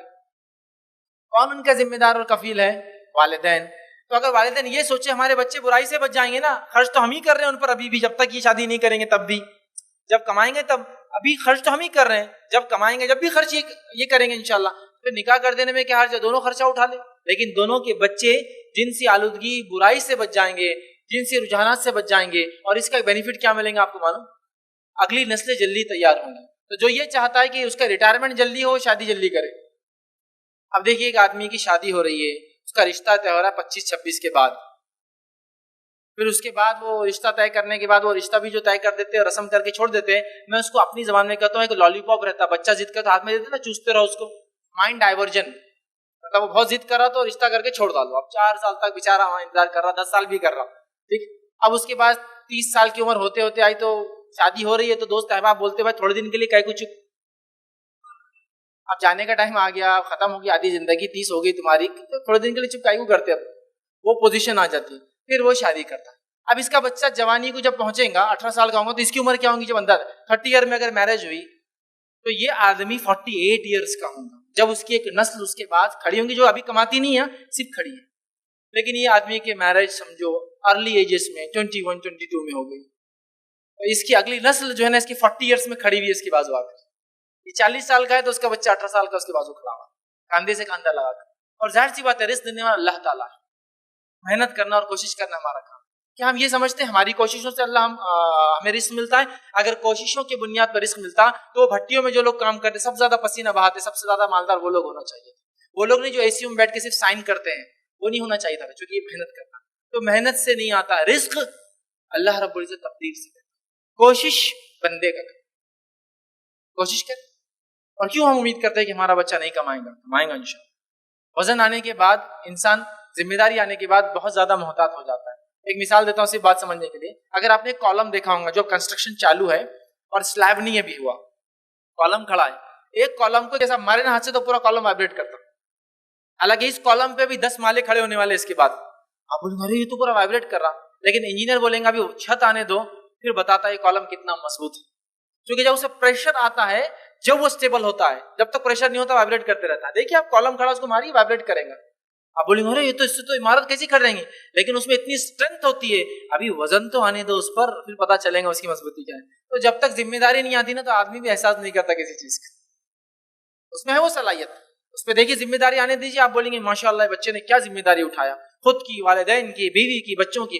ذمہ داری ڈالیں گے نہیں تو وہ بھی بالکل ایک دم، سمجھ رہے نا آپ، کوئی اس کو پرواہ نہیں، کہیں بھی گھوم رہا ہے، کچھ بھی کر رہا ہے، راتوں میں کبھی بھی آ رہا ہے، کبھی بھی سو رہا ہے، کوئی والدین کی پرواہ نہیں. اس کو احساس نہیں، چونکہ آدھا دن مکمل نہیں ہو نا، تو اس کو بھی رسپانسبلٹی کس کو بولتے سمجھ میں نہیں آتا.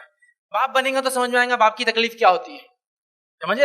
تو بہرحال میں یہ گزارش کروں گا کہ ارلی ایجز میں کریں. لوگ کیا کہیں گے تو سوچے ہی مت. اچھا کچھ لوگ تو نہیں کرتے، کیوں نہیں کرتے ہیں؟ اس کے پیچھے وجہ یہ ہوتی ہے کہ بچے نہیں کماتے. سمجھ رہا ہوں میں بات کو، سمجھ رہا ہوں. لیکن جن کے خاندانی بزنسز ہیں، بچے کو کچھ کرنا ہی نہیں، نوکری بزنس ہی کرنا ہے، وہ کیوں لیٹ کرے بتاؤ. چلو جن کے خاندانی بزنس ہے، وہ بچے کو تو نوکری کی طرف سوچنا بھی نہیں ہے، وہ کتنے لوگوں کو جاب کے اپوائنٹمنٹ دینے والا ہے، وہ کیوں نہیں جلدی کر رہا. سیم لوگ کیا کہیں گے، لوگ کیا کہیں گے چھوڑیے. کتاب و سنت اگر کہہ رہی ہے اچھا رشتہ آتا ہے کر دیجیے. اللہ رب العزت ہماری نسلوں کو برائی سے حفاظت بھی کریں گا، اگلی نسلوں کے جلدی آنے کی وجہ بنے گی. نبی اکرم صلی اللہ علیہ وسلم روز قیامت امت کی کثرت سے فخر کریں گے، ٹھیک ہے. اور ہمارے بچے جو ہے برائی سے بچے رہیں گے، ٹھیک ہے. ریٹائرمنٹ ان کے ارلی ہوں گے انشاءاللہ، جو کہ اگلی نسلیں ان کی جلدی جلدی کھڑے ہو جائیں گے ان کے بازو آ کے. اللہ 1-2 ہاتھ کے بدلے 4 ہاتھ جلدی کر دیں گے، ایسے کمانے والے ہوں گے. بہت سارے اس کے فوائد ہیں، میں اس کو رکھنا نہیں چاہتا ہوں. انشاءاللہ ہمارے نکاح میں کافی بھی اس میں اس کی تفصیلات انشاءاللہ میں رکھوں گا. جزاک اللہ خیر.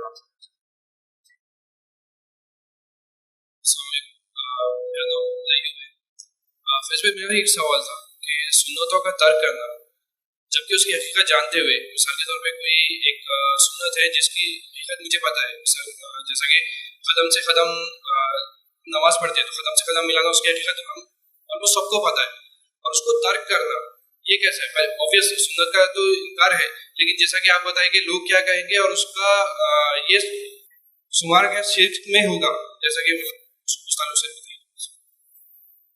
گزارش ہے کہ نام کے ساتھ میں آپ کا پیشہ بھی بتائیں. جی میں IT پروفیشنل IBM میں جاب. شیخ سے گزارش کرتا ہوں کہ سلمان کے اوپر روشنی ڈالیں۔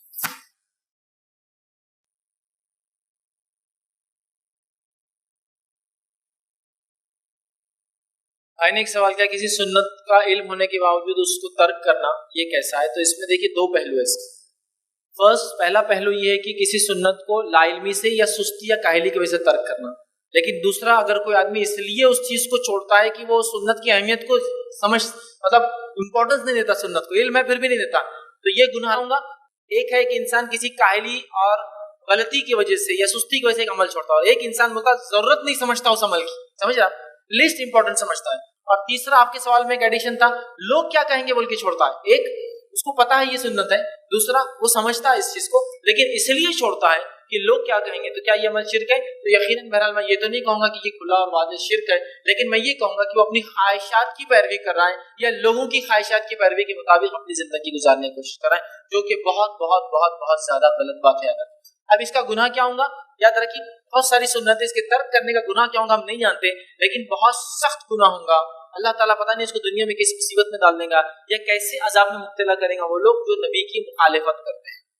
ٹھیک، جو لوگ نبی کی مخالفت کرتے ہیں اللہ رب العزت دنیا کے اندر کسی مصیبت یا آفت میں ان کو مبتلا کر دیتا ہے، کیسی وہ ہم نہیں جان سکتے، لیکن ہم دیکھ رہے ہیں کہ سنتوں کو چھوڑنے سے بہت سارے نقصانات ہم اٹھا رہے ہیں۔ جیسا مثال کے طور پہ آپ نے قدم سے قدم لگانے کی ایک بات کی، یہ بہت ایک عام چیز ہے اور یہ نماز کے قائم کرنے میں ایک اہم رکن کہہ سکتے ہیں، ایک ایسی چیز ہے کہ نبی اکرم صلی اللہ علیہ وسلم کے زمانے میں یہ بھی دیکھا گیا کہ نیزہ رکھا جاتا اور صفوں کو سیدھا کیا جاتا۔ کچھ بار یہ دیکھا گیا کہ صفوں میں اگر جگہ ہوتی تو دو لوگ دھکا دیتے ادھر سے کہ بس جگہ ہے اس کو پور کرو، لیکن آج یہ عمل نہیں کرنے سے ہم دیکھتے ہیں آپ صلی اللہ علیہ وسلم فرمائے کہ میں شیطان کو تمہارے صفوں کے بیچ میں آتا ہوا دیکھتا اور وہ ہم دیکھتے ہیں رنگت والا، اسٹیٹس والا، میں غریب کی بازو نہیں کھڑا ہو سکتا ہوں تو میں ایک فٹ دور کھڑا ہوتا ہوں، اس سے یہ شیطان آنا شروع ہو گیا۔ ایک کے بازو ایک کھڑے رہنے میں جو بات تھی وہ بات ختم ہونے سے کئی مختلف چیزیں آ گئی، سمجھ رہے ہیں بات کو؟ لہٰذا ایک چیز چھوڑنے کے کئی نقصانات ہیں۔ اب پتہ نہیں ہے کہ ایسی کئی سنتیں جو زندگی ہم چھوڑ دیتے ہیں معمولی سمجھ کے، غلطی سے چھوٹ جا رہی ہے، لازمی چھوٹ جا رہی ہے، مسئلہ الگ، جان بوجھ کے چھوڑ رہے ہیں اس کو معمولی سمجھ رہے ہیں، مسئلہ الگ، لوگ کیا کہیں گے بول کے چھوڑ رہے ہیں اس کا مسئلہ اور گناہ الگ ہوتا ہے، کیونکہ تینوں کے پیچھے نیت الگ ہے۔ ایک لا علمی والا آدمی، دوسرے کو علم ہے لیکن مجبوری میں مطلب تھوڑا سا سستی کر رہا ہے، تیسرا آدمی سوچ رہا ہے اس کی اہمیت ہی نہیں، بس ٹھیک ہے کر لیے نہیں کرے، بولا لوگ کیا کہیں گے میں کروں، تو گناہ بھی الگ ہے۔ اب یہ انٹینسٹی کب کیا، کس مسئلے میں کیا، اس سے کیا نتیجہ آیا، اس پہ ڈیپینڈ ہے کہ اس آدمی کو کیا گناہ اور کسی سزا ملیں گی۔ لیکن یہ بات تو ہے قرآن نے کہا کہ وہ لوگ جو نبی کی مخالفت کرتے ہیں انہیں ڈرنا چاہیے کہ دنیا میں کوئی عذاب پا کر نہ کھیل لے، تو ہم بہت سارے نقصان کا باعث ہوتا ہے سنتوں کو معمولی سمجھ کے چھوڑنا۔ لہٰذا ہم کوشش کریں، صحابہ کا معاملہ یہی تھا، کوئی چیز آ گئی وہ بغیر سوچے سمجھے اس پہ عمل شروع کرتے تھے۔ میں نے ابو داؤد کی روایت مثال بھی دی، جوتا اتارنے کی مثال کہ آپ نے نماز کی حالت میں جوتا اتار دیا، سارے صحابہ نے اتار دیا۔ نبی اکرم صلی اللہ علیہ وسلم نے پوچھا تم نے کیوں اتارا میرے صحابہ؟ مجھے تو بتایا گیا کہ اس پہ گندگی لگی تھی اس لیے میں نے اتارا۔ تو کہا ہمیں کیا معلوم، آپ نے اتارا بول کر ہم نے اتارا، آپ نے کیا بول کے آپ ہمارے آئیڈیل ہیں، اسوا ہے، جو اسوا ہم اس کے پیچھے چلیں، تو لہٰذا ہمیں وہ طرز اختیار کرنے کی ضرورت ہے انشاءاللہ۔ اگر ہم وہ کریں گے تو ہماری زندگی ہم بدلتے بھی نظر آئیں گے۔ اب ہوتا کیا معلوم، بہت ساری بات شیطان کیا ہوتا ہے، ارے ایسا کرو تو جاب چلے جاتی، ارے ایسا کرو تو فلاں ہوتا، ارے ایسا کرو تو مارکیٹ میں تمہاری عزت نہیں دیتی، ارے یہ عمل کرے تو فلاں نقصان ہو سکتا، اور بہت سارے وہ شوشے لا کے چھوڑ دیتا ہے۔ جیسا کہ ارے ایسا مت کرو، بچی کو اگر برقع پہناؤ گے تو رشتے نہیں آئیں گے جلدی، بہت سارے شوشے، جو بھی عمل اچھا کرنا جائیں گے شیطان ایک نیا شوشہ چھوڑ دیتا ہے اور انسان پریشان ہو جاتا ہے۔ لیکن اگر وہ عمل شروع کرے نا انشاءاللہ کچھ دنوں میں اس کو نتیجے ملنا شروع ہو جاتا ہے، وہ مطمئن کچھ دنوں میں۔ ایک مثال چھوٹی دیتا ہوں، ایک میرے ساتھیوں میں سے ایک ساتھی تھے، وہ جاب کے لیے گئے، ماشاءاللہ انجینئرنگ فیلڈ سے تعلق تھا، گاڑی رکھے ہوئے تھے، انٹرویو کے لیے گئے۔ جب انٹرویور کے سامنے بیٹھے اس نے انٹرویو لیا، پڑھے لکھے بہت ہوشیار انسان تھے، کوئی آدمی ان کو ریجیکٹ نہیں کر سکتا تھا ان کی قابلیت کی بنیاد۔ انٹرویور نے ان سے کہا کہ آپ کی داڑھی کا تھوڑا مسئلہ ہے، اس وجہ سے شاید جاب نہیں مل سکتی۔ تو وہاں کھڑے ہو کر کہا کہ آپ کی کمپنی کا مسئلہ ہے، میرا کیا ہے، آپ کو ایسے کینڈیڈیٹ نہیں چاہیے تھا تو آپ نے میرا ٹائم کیوں ویسٹ کیا، آپ لکھ دیتے کہ داڑھی والے نہیں چلتے، میں آ کر اپنا ٹائم کیوں ویسٹ کرتا تھا۔ شکریہ، بہرحال آپ نے میری بات سنی، میں چلتا ہوں۔ کیونکہ ظاہر سے رزاق، رزق دینے والا اللہ ہے، اس کو ضرورت ہے اگر اس کیلیبر کی تو وہ اس کو لیں گا, اس کو کوئی فرق نہیں کہ وہ کتنی بڑی داڑھی والا ہے یا کتنا بڑا اس کا جبہ پہنتا ہے یا وہ کس مذہب سے اور کس کمیونٹی سے بلانگ کرتا ہے. کمپنی اور کارپوریٹس کو اپنا کام کرنے والا آدمی چاہیے. لیکن ہم احساس کمتری میں ہوتے ہیں سنتوں کے معاملے میں, دینی معاملات. ہم کہ میں اگر نماز پڑھوں گا تو جاب سے نکال دیا جاؤں گا. اب وہ صاحب کا کیا ہوا, وہاں سے انٹرویو چھوڑ کر چلے گئے, جو جاب کا پیکیج بہت بہت بہت نامینل تھا. اس کے بعد ایک دوسری جگہ انٹرویو دیا, بہت ہائی پیکیج ملا ان کو, سمجھ رہا. اگر وہ سمجھتے نہیں نہیں بھائی یہ رسک دینے والا ہے تو کمپنی ہے, لہٰذا ٹھیک ہے سر میں کل سے صاف کر کے آتا ہوں, تو اللہ رب العزت کو ناراض کر چکے ہوتے ہیں. انسانوں کو خوش کرتے لیکن وہ کبھی خوش نہ ہوتے, تھوڑے دن بعد جاب بھی چلی جاتی. تو آپ فرم رہیے, آپ جو عمل کریں. اور میں جانتا ہوں بہت ساری چیزوں پہ عمل کرنے میں شروعات میں بہت تکلیفیں آتی ہیں. پریکٹیکلی میں بھی اسکول کالج سے پڑھا ہوں, بہت سارے لباس کے معاملے میں جب میں نے تبدیلی لائی, ایک آدمی کالج جا رہا ہے پینٹ شرٹ میں ہے لیکن اس کی پینٹ اونچی ہے تو ہر کوئی دیکھتا ہے, پورا کالج دیکھتا ہے یہ نمونہ کون ہے, کوئی دیکھتا ہے. بہت ساری فیلنگس آتی ہیں انسان میں کہ یار کیوں لوگ ایسی نظروں سے میرے کو دیکھتے ہیں. اپنے ہی سماج میں اپنا اجنبی ہے, تو ایسے نان مسلم مسلم میں دیکھ رہے ہیں کہ ارے کیا ہو رہا ہے, ان کو معلوم نہیں وہ ساری چیز. بہت مشکل ہوتی ہے, لیکن جب آپ عمل کرنا شروع کر دیتے ہیں اللہ رب العزت آپ کو اس عمل کی چاشنی, اس کی مٹھاس دکھانا شروع کر دیتے ہیں, اس کے بینیفٹس اور فائدے آپ محسوس کرنا شروع کر دیتے ہیں. بس جم جائیے. تو سنت کو گناہ کیا ملے گا میں نہیں بتا سکتا ہوں الگ الگ چھوڑنے کا, بٹ کوشش یہ ہو کہ ہم کو عمل کرنا ہے. انشاءاللہ آپ کیجیے. اللہ رب العزت جس چیز سے آپ ڈر رہے تھے نا آپ نے, لیکن ڈرتے ڈرتے بھی وہ عمل کو نہیں چھوڑا, نہیں بھائی نبی نے کیا میں کر رہا ہوں, اللہ اس میں دیکھیے کیسی برکت دیتا ہے. اور آپ دیکھیں گے اور محسوس کریں گے الحمدللہ میں نے مال کو دھوکہ دے کر نہیں بیچا, چونکہ نبی نے حکم دیا جو دھوکہ دے ہم میں سے نہیں ہے, لہٰذا آپ چاہے کسٹمر کم ہی آئے لیکن میں بغیر اسی کروں گا. تھوڑے دن بعد اس کا مارکیٹ ایسا بنتا ہے کہ اس کے پاس پیور مال ملتا ہے, پورا مارکیٹ میں ایک ہی آدمی بیچنے والا, لوگ ڈھونڈ ڈھونڈ کے اس کی دکان پر. لیکن اگر میں سوچ لوں نہیں یار وہ مال میں ملاوٹ کرنا ہی پڑتی, سب کر رہے, تو پھر کیا ہوتا ہے آپ نے لوگوں کو خوش کیا, لوگ بھی آپ سے ناراض, رب بھی ناراض ہو جاتا ہے. اس معاملے میں ہم ڈٹ جائیں انشاءاللہ اللہ رب العزت ہماری مدد کرے. جزاکم اللہ خیرا کثیرا. انشاءاللہ اگلا سوال چھٹی سے لے جائیں گے جو خواتین کی طرف سے آیا ہے. ایک سوال آیا ہے, آج حلال رزق کمانے سے گھر کے مرد رک جاتے ہیں کہ میں فلاں کام کروں گا تو لوگ کیا کہیں گے. صحابہ کرام کی زندگی سمجھائے کہ ان کا کیا معاملہ ہے اس تعلق سے.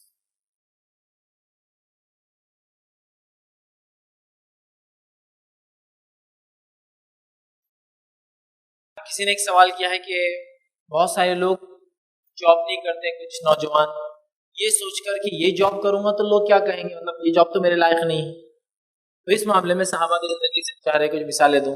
دیکھیے سب سے پہلی چیز تو یہ, صحابہ حلال کمائی کے معاملے میں بڑے مطمئن تھے اور وہ کسی بھی حلال کمائی کو معمولی نہیں سمجھتے تھے اور کسی کام کو چھوٹا اور بڑا نہیں سمجھتے تھے. ایسے صحابہ بھی تھے جو جوتوں کی تجارت کرتے, جوتے بناتے تھے.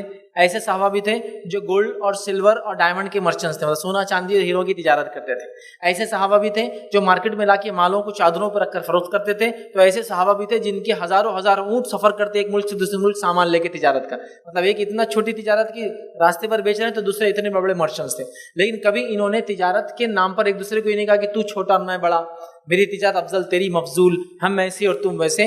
وہ حلال روزی کو حلال مانتے اور اسی کو ترجیح دیتے اور حرام سے اجتناب کرتے. لیکن آج ہمارے ماحول میں بہت سارا یہ جس کو کہتے ہیں نا اسٹیٹس بن چکا ہے جاب بھی. حلال حرام کی تمیز نہیں لیکن اسٹیٹس, حرام میں اگر دکھاوا ہے اور تمام چیزیں تو حرام کی طرف جا رہے ہیں, لیکن حلال میں تھوڑا سا جاب ٹائٹل تھوڑا چھوٹا ہے, فلاں ہے, تو لوگ حلال کو چھوڑ دیتے ہیں. میں نوجوانوں سے اپیل کروں گا آپ جاب جو بھی ملے حلال ہے, زیادہ دیر انتظار مت کیجیے, لگ جائیے, کوشش شروع کر دیجیے. اللہ رب العزت آپ دیکھیں گے اسے برکت دیں گا اور اس جاب کی وجہ سے اگلی جاب آپ کے لیے ریڈی ہوتی جائیں گی. ہم کیا سوچتے ہیں کہ اچانک ہم ایک کورس کریں گے اور جا کر ایک دم بڑی جاب ہمیں مل جائیں گی. نہیں, آپ کو چھوٹے سے شروع کرنا ہے, چونکہ ہر بڑی چیز کی شروعات کبھی نہ کبھی چھوٹی ہی ہوتی ہے, یاد رکھیے.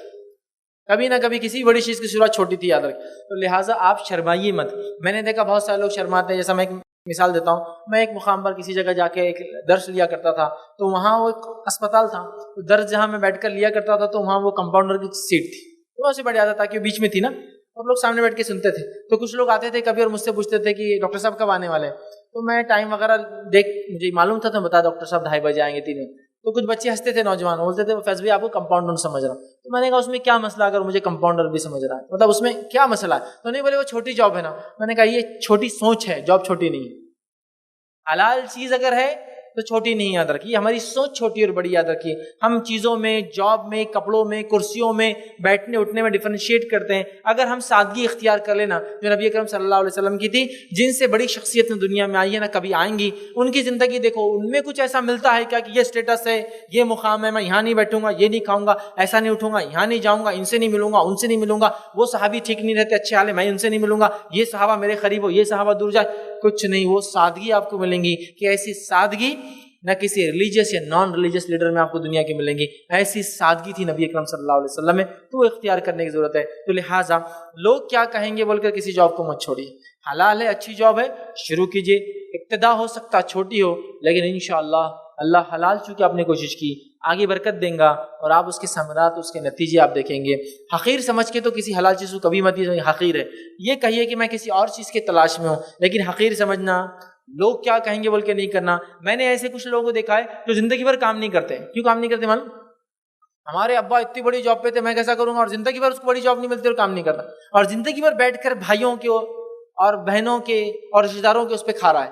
ارے میرے بھائی اٹھ، جا اور کام کر، چاہے کتنا بھی چھوٹا ہو، وہ تیرے لیے خیر اور برکت کا باعث ہے بنسبت وہ جو تو اسٹیٹس کے چکر میں جاب چھوڑ رہا ہے. اور کئی امت مسلمہ کے نوجوان اپنی زندگی اسی میں برباد کر رہے ہیں، اسٹیٹس کے چکر میں، فلاں جاب کے چکر میں جو ہے وہ بھی چھوڑ دے رہے ہیں. اور اس وجہ سے کیا ہوتا ہے، جب آپ تکبر، لوگوں کی وجہ سے چھوٹا بڑا سمجھ کے، یا پھر لوگ کیا کہیں گے سوچ کے کرتے ہیں، ایک لمبا زمانہ پھر ایسے ہی گزارنا پڑتا ہے. تو نوجوانوں سے اپیل کروں گا، محنت مشقت کیجیے. کوئی جاب چھوٹی بڑی نہیں ہوتی، اگر حلال ہے تو لگ جائیے. اللہ تعالیٰ یہ چھوٹی شروعات کو انشاءاللہ عزیز ایک بڑی چیز کی طرف لے جائیں گا. اور ایک مثال دی جاتی ہے انگلش کے اندر، there is always a space on the top. اوپر ہمیشہ اوپر جگہ خالی ہوتی ہے اچھے لوگوں کے لیے. آدمی کہیں سے بھی شروع کرے، اگر اچھا انسان ہے، محنتی ہے، تو اللہ تعالیٰ اس کو پہنچا دیتا ہے جو اس کا مقام ہے. تو لہٰذا ہم کوشش کریں، اللہ رب العزت انشاءاللہ برکت دیں گا. لوگ کیا کہیں گے سوچ کر کسی جاب کو چھوٹا بڑا مت سمجھیے. حلال ہے تو کرنا شروع کر دیجیے، اللہ تعالیٰ انشاءاللہ اس میں برکت دیں گے. جزاک اللہ خیرا کثیرا. انشاءاللہ اگلا سوال مائک سے لیا جائے گا. السلام علیکم فیض بھائی، میرا نام معین مصطفیٰ ہے. فیض بھائی میرا سوال ہے کہ آج کل جو ہمارے مسلم معاشرے میں جو ہے بہت سی جو بہنیں جو ہے طلاق شدہ ہے یا بیوہ ہو گئی ہے یا عمر زیادہ ہو گئی ہے، تو آج کل نوجوان ان سے نکاح کرنے میں تو گریز کرتے ہیں، معیوب سمجھتے ہیں. تو یہ مسئلہ کس طرح حل ہو سکتا ہے؟ اس طرح جو ہے، یا خاندان کے لوگ بولتے کہ وہ شیخ ہے، پٹھان ہے، یا تعلیم میں کم ہے، ان کو تو اچھی لڑکی کرنے کا. اس مسئلے پر روشنی ڈالیں گے تو بہتر ہے. اور جو ہے صاحب استطاعت بھی مرد ہے، تو وہ بھی جیسا اسلام میں جو ہے تو تصور ہے جو ہے 4 شادیوں کا. تو اگر ایک زوجہ ہے، اگر بیوی، وہ بھی اگر کوئی صاحب ہے استطاعت، تو اگر وہ دوسرے نکاح بھی کرنا چاہے تو اس کو بیوی روکتی ہے، ایسا کیا کر رہے تم، میں ہے نا، سب ہے مسئلہ. لیکن لوگ کیا کہیں گے بول کے کہ ایسے ایسا اچھے رہتے ہو کیسے کر لیے. وہ جناب بھی کرنا چاہ رہے، کس کی مدد کرنا چاہ رہے، لیکن گھر کی مجبوری سے نہیں کر سکتے. تو اس کا روشنی ڈالے بہتر ہے. مختصر میں ان کے سوال کا اختصار کرتا ہوں.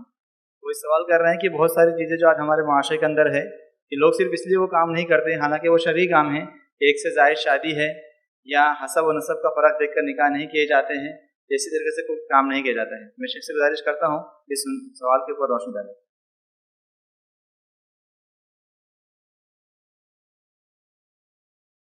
بھائی نے ایک سوال کیا ہے کہ بہت سارے لوگ عمر میں زیادہ اگر لڑکی ہو جائے تو نکاح نہیں کرتے، یا پھر مطلقہ یا بیوہ سے نکاح نہیں کرتے، یہ سوچ کے کہ لوگ کیا کہیں گے، یا ایک سے زیادہ نکاح نہیں کرتے، لوگ کیا کہیں گے.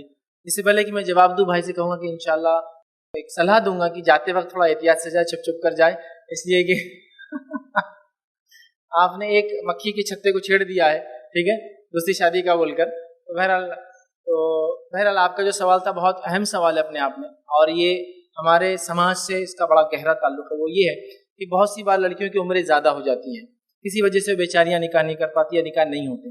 اب جب شادی کے لیے جاتے ہیں تو لڑکے والے اس لیے ان لڑکیوں سے نکاح نہیں کرتے کہ لوگ کیا کہیں گے، لوگ کیا کہیں گے، اتنی بڑی مطلب عمر میں زیادہ بہو لا لیے، ٹھیک ہے، یہ ایک مسئلہ ہے.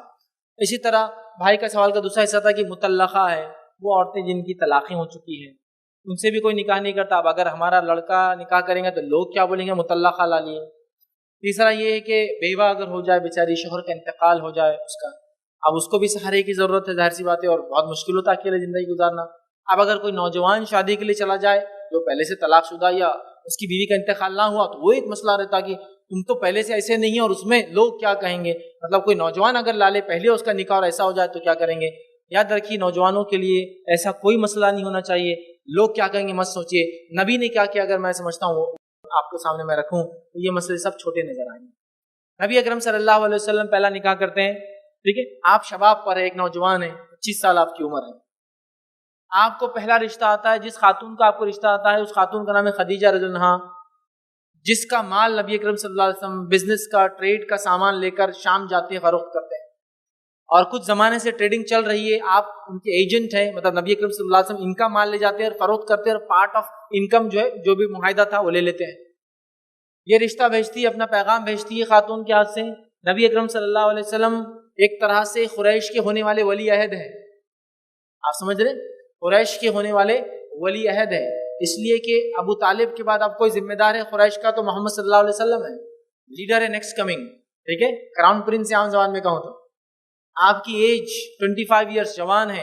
ٹھیک ہے, دیکھنے دکھانے میں ایک خوبصورت انسان ہے, اتنی خوبصورت انسان ہے کہ جابر رضی اللہ عنہ فرماتے ہیں کہ ایک مرتبہ میری خواہش ہوئی کہ جا کر دیکھوں, 14ویں کا چاند نکلا ہوا تھا, فل مون تھا, 14ویں کا چاند نکلا ہوا تھا, میری خواہش ہوئی کہ جا کر دیکھوں کہ چاند خوبصورت ہے, محمد صلی اللہ علیہ وسلم خوبصورت ہے. پھر میں گیا, اللہ کے رسول صلی اللہ علیہ وسلم باہر نکلے اپنے گھر سے. میں کبھی چاند کو دیکھتا ہوں اور کبھی اللہ کے رسول صلی اللہ علیہ وسلم کو دیکھتا ہوں, کبھی چاند کو دیکھتا ہوں کبھی اللہ کے رسول صلی اللہ علیہ وسلم کو دیکھتا ہوں, اور یقین جانا وہ کہتے ہیں کہ چاند سے اللہ کے رسول صلی اللہ علیہ وسلم خوبصورت ہے.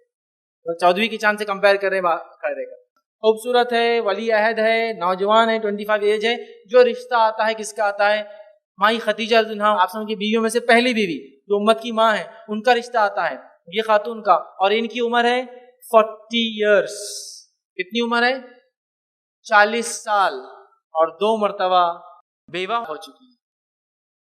یہ رشتہ ہے پہلا رشتہ نبی اکرم صلی اللہ علیہ وسلم. آپ صلی اللہ علیہ وسلم چونکہ وہ عورت دیانت دار تھی, امانت دار تھی, بہت اچھی اور نیک خاتون تھی, آپ صلی اللہ علیہ وسلم اس رشتے کو قبول کیا. یہ تھی آپ کی پہلی شادی, عمر میں زیادہ اور مطلقہ دونوں ایک ہی ساتھ. اور ایک روایت کے مطابق آپ بیوہ بھی ہوئی تھی ایک بار, تو اس روایت کے مطابق تینوں چیزیں پہلی بیوی میں مل گئی, آپ سب کی زندگی کی پہلی شادی میں مل گئی. مطلقہ بھی بیوہ بھی عمر میں زیادہ. کنش کچھ بھی نہیں رہا بولنے کے لیے میرے پاس کہ اب اگر یہ نمونہ اور آئیڈیل ہے محمد صلی اللہ علیہ وسلم, تو ہمارے آئیڈیل تو وہ ہے جو ایک بیوہ اور مطلقہ عورت کا سہارا بنتے ہیں, جو 40 سال عمر میں ہے. مطلب آپ سے عمر 15 ایئرس, 15 سال زیادہ ہے, اور آپ 25 سال, قریش کے لیڈر, ہونے والے لیڈر, اور وہ خوبصورتی اور وہ تمام چیزیں, لیکن اس کے باوجود بھی دیانت داری, امانت داری, نیکی, اس عورت کی اچھائی کو دیکھ کر آپ اس رشتے کو یس بولیں, قبول کریں. تو بس میں سمجھتا ہوں اس امت کے پاس تو بولنے کے لیے عذر نہیں کہ لوگ کیا کہیں گے. ارے محمد صلی اللہ علیہ وسلم سے آگے کوئی تھا کیا, ان سے خوبصورت کوئی تھا کیا, ان سے افضل کوئی تھا کیا, اور کوئی رہیں گا کیا. بس جب انہوں نے کیا تو میں اور آپ کیا ہیں, یہ کہے گا نخرا.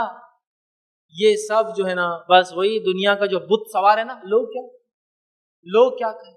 ارے لوگوں نے کیا نہیں کہا میرے بھائیوں, چھوڑو ان کو. اس کے علاوہ یہ تو آپ نے 3 ہی باتیں کہی. کلر کم ہے تو شادی نہیں ہو رہی ہے, صحت زیادہ ہے تو شادی نہیں ہو رہی, کتنے مسئلے ہیں.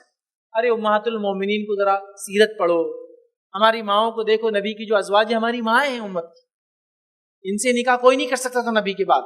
ٹھیک ہے, یہ ہماری ماں ہے, ہماری ماؤں کو دیکھو, ہماری ہر ماں کلر میں الگ ہے.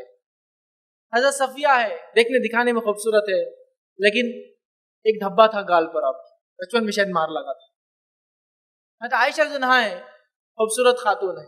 حضرت سودا ہے, جن کے تعلق سے لہیم شہیم, اور اچھی خاصی جو ہے وہ لہیم شہیم خاتون تھی, مطلب سامت کے اعتبار سے ہیلدی تھی. تو دوسری کچھ خاتون ہے جو بہت دبلی پتلی ہماری ماں ہے. ہر الگ الگ رنگت ہے, اور الگ الگ جسامت سب ماں ہوتی ہیں, الگ الگ عمریں ہیں, اور کوئی مطلقہ ہے, کوئی بیوہ ہے. صرف ایک ہی کنواری خاتون سے آپ نے نکاح کیا تو حضرت عائشہ تھی, باقی تمام عورتیں یا تو مطلقہ تھی یا تو بیوہ تھی, تمام. تو ہمارا نبی جو ہمارے لیے اسوہ نمونہ ہے, اس کی زندگی سے تو بھائی یہی ملتا. اب کون سا تمہارا بیٹا اس سے خوبصورت اور افضل ہے, اور کون سا 30 مار خان آپ لے کے آئیں گے. ٹھیک ہے, یہ سب سماجی فالتو چیزیں ہیں. خاندان اور حسب نسب نبی اکرم صلی اللہ علیہ وسلم خاندان کیا خاندان ہے کہ آدم علیہ الصلوۃ والسلام سے لے کر محمد صلی اللہ علیہ وسلم تک آپ کے خاندان میں کسی نے زنا نہیں کیا. یہ وہ خاندان. ایمان پہ نہیں تھے کچھ لوگ لیکن نسلی اعتبار سے سمجھے نا بہت اہم ہوتا نسل کا صحیح ہونا. یہ وہ خاندان ہے, یہ وہ خاندان ہے. آپ ایسے خاندان سے آپ کا تعلق ہے, آپ اسماعیل علیہ الصلوۃ والسلام کی اولاد میں سے, اس میں بھی آپ جو بنو ہاشم کے اندر قریش بنو ہاشم سے, جو کہ بہت افضل مانا جاتا اس زمانے میں, دور جہالت میں بھی رسپیکٹفل قبیلہ تھا, موسٹ رسپیکٹفل قبیلوں میں سے قبیلہ تھا. آپ معمولی سمجھیں خاندان دیکھیے, اس کے باوجود بھی آپ کو رشتہ آتا ہے, مطلقہ عورت ہے, 15 سال ایج میں زیادہ ہے, اور جو ہے بیوہ کے تعلق سے بھی روایتوں میں آتا ہے, آپ نکاح کرتے, آپ نکاح کرتے تھے. اسلام میں یہ کچھ نہیں.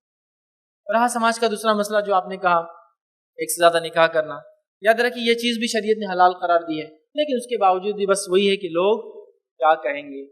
لیکن جو سماجی مسئلہ, جس مسئلے سے امت مسلمہ جوجھ رہی ہے, اگر اس مسئلے کو آپ دیکھیں وہ یہ ہے کہ سائنسی اعتبار سے انسان جب پیدا ہوتے ہیں تو میل اینڈ فیمیل برابر پیدا ہوتے ہیں, مرد اور عورتیں برابر پیدا ہوتے ہیں, لڑکے اور لڑکیاں برابر پیدا ہوتے ہیں. لیکن یہ دیکھا جاتا ہے کہ امیونٹی کے اعتبار سے جو میل ہوتا ہے وہ لیس امیون ہوتا ہے, اور فیمیل جو ہوتی ہے, لڑکی جو ہوتی ہے, اس کی امیونٹی ہائی ہوتی ہے. لہٰذا جو ہے پوسٹ نیٹل پیریڈ ہے, مطلب پیدائش کے بعد فوراً کچھ دنوں میں لڑکوں کا ڈیتھ ریٹ زیادہ ہوتا ہے لڑکیوں کے مقابلے میں. دیکھیں اس کے بعد عمر کے ساتھ ساتھ مردوں کے تعلق سے دیکھا گیا کہ ان کی امواتیں عورتوں کے مقابلے میں زیادہ ہوتی ہے, ایکسیڈنٹس میں ہوتی ہے, جنگوں میں ہوتی ہے, اور مختلف چیزوں کے اندر ان کی اموات زیادہ ہوتی ہے. تو بٹ نیچرلی لڑکیوں کی تعداد بڑھ جاتی ہے سماج میں, لڑکوں کی کم ہو جاتی ہے. یہ الگ بات ہے کہ ہمارے اس سماج نے بہت ہی انتہائی گھٹیا حرکت کی, اور گھٹیا حرکت یہ کی کہ لڑکیوں کے پیدائش سے پہلے ان کو مارنے کا سلسلہ چالو کیا, جس کے نتیجے میں لڑکیوں کی تعداد کم ہوئی, ورنہ نیچرلی وہ تعداد میں زیادہ ہوتی.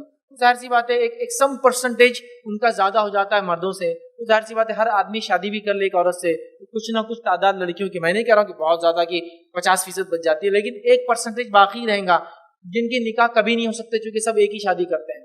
تو کہیں نہ کہیں وہ خلا باقی ہے. تو اللہ نے جس کو مال, دولت, حیثیت, رتبہ, مقام اور سب سے افضل انصاف کرنے کی صلاحیت دی, یہ سب سے اہم ہے, یاد رکھیں. انصاف نہیں کر سکتا تو سیکنڈ میرج نہیں کر سکتا کوئی آدمی. یاد ہے قرآن نے یہی اصول رکھا, اگر تم انصاف کر سکتے ہو تو انصاف, نہیں تو کچھ بھی نہیں.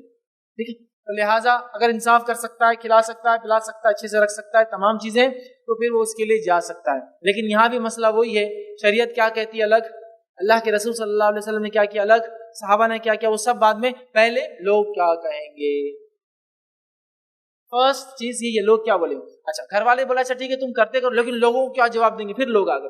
مطلب اللہ کو جواب دہی کا کوئی مادہ نہیں, ٹھیک ہے, رسول نے کیا کیا اس کا کوئی تکلف جس کو بولتے ہیں نا اس میں کوئی تکلف آر نہیں, لیکن ہاں لوگ کیا بولیں گے یہ بہت ضروری ہے.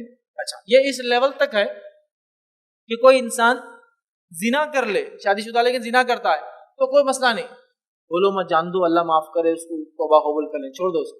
دوسری شادی کیا گندی نظر کا آدمی دکھ رہا ہے, یہ دوسری شادی کیا, بس پرابلم چالو.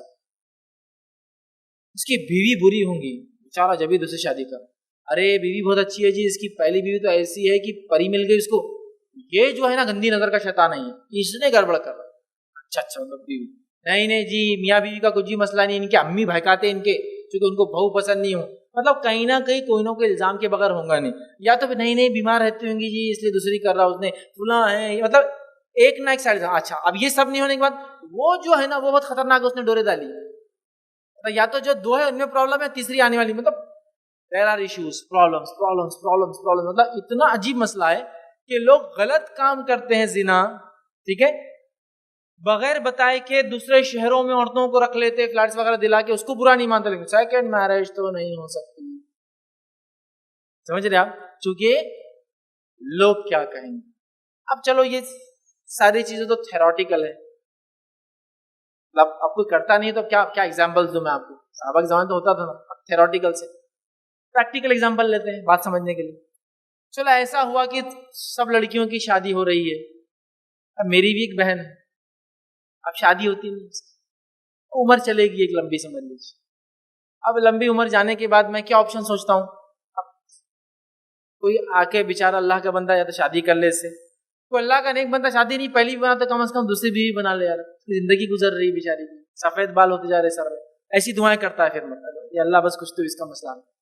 اچھا سمجھ لو ایک خاتون ہے، اس کی ایک بہن ہے جس کی شادی نہیں ہوئی، وہ بھی ایسی دعائیں لگ جاتی ہے اللہ سے کرنے میں. اللہ کوئی کنوارا نہیں، کوئی مطلقہ یا کوئی آدمی اس کی بیوی کا انتقال ہو گیا، ایٹ لیسٹ کوئی سیکنڈ میرج میری بہن کو کر لے، بیچاری کی زندگی گزاری. تو پریکٹیکل سیناری میں دعا ہو رہی ہے، لیکن اگر یہی بات اس کا شوہر اس کو بولے تو میں دوسری کر رہا ہوں، نہیں تم نہیں کر سکتے، میں زندہ ہوں.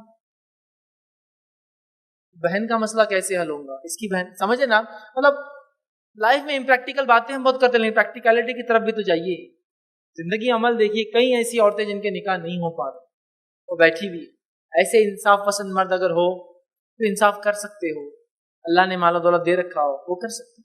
میرا مقصد یہ جواب دینے کا کسی کو ابھارنا نہیں تھا، مقصد یہ تھا کہ ریئل سیناریو کی طرف دیکھیے، اور لوگ کیا کہیں گے یہ تو میرے پاس وجہ ہو نہیں ہے، یہ تو وجہ ہی نہیں ہے. لوگوں نے کیا نہیں کہا اور لوگ کیا نہیں کہتے ہیں، ٹھیک ہے.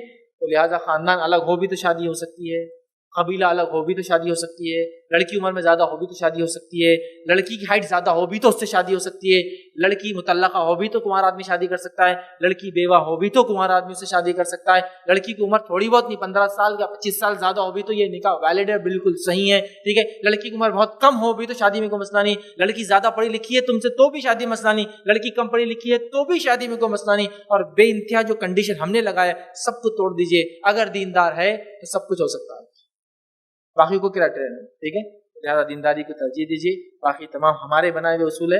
اور لوگ کیا کہیں گے سوچ کے کرتے ہیں تو یہ بہت خطرناک بات ہے، یاد رکھیے. اس سے کئی مصیبتیں اور پریشانیاں ہمارے امت پہ آ سکتی ہے، صرف یہ سوچنے سے کہ لوگ کیا کہیں گے اور شریعت کو ہم اس معاملے میں بازو رکھ دینا، یہ بہت خطرناک چیز ہے.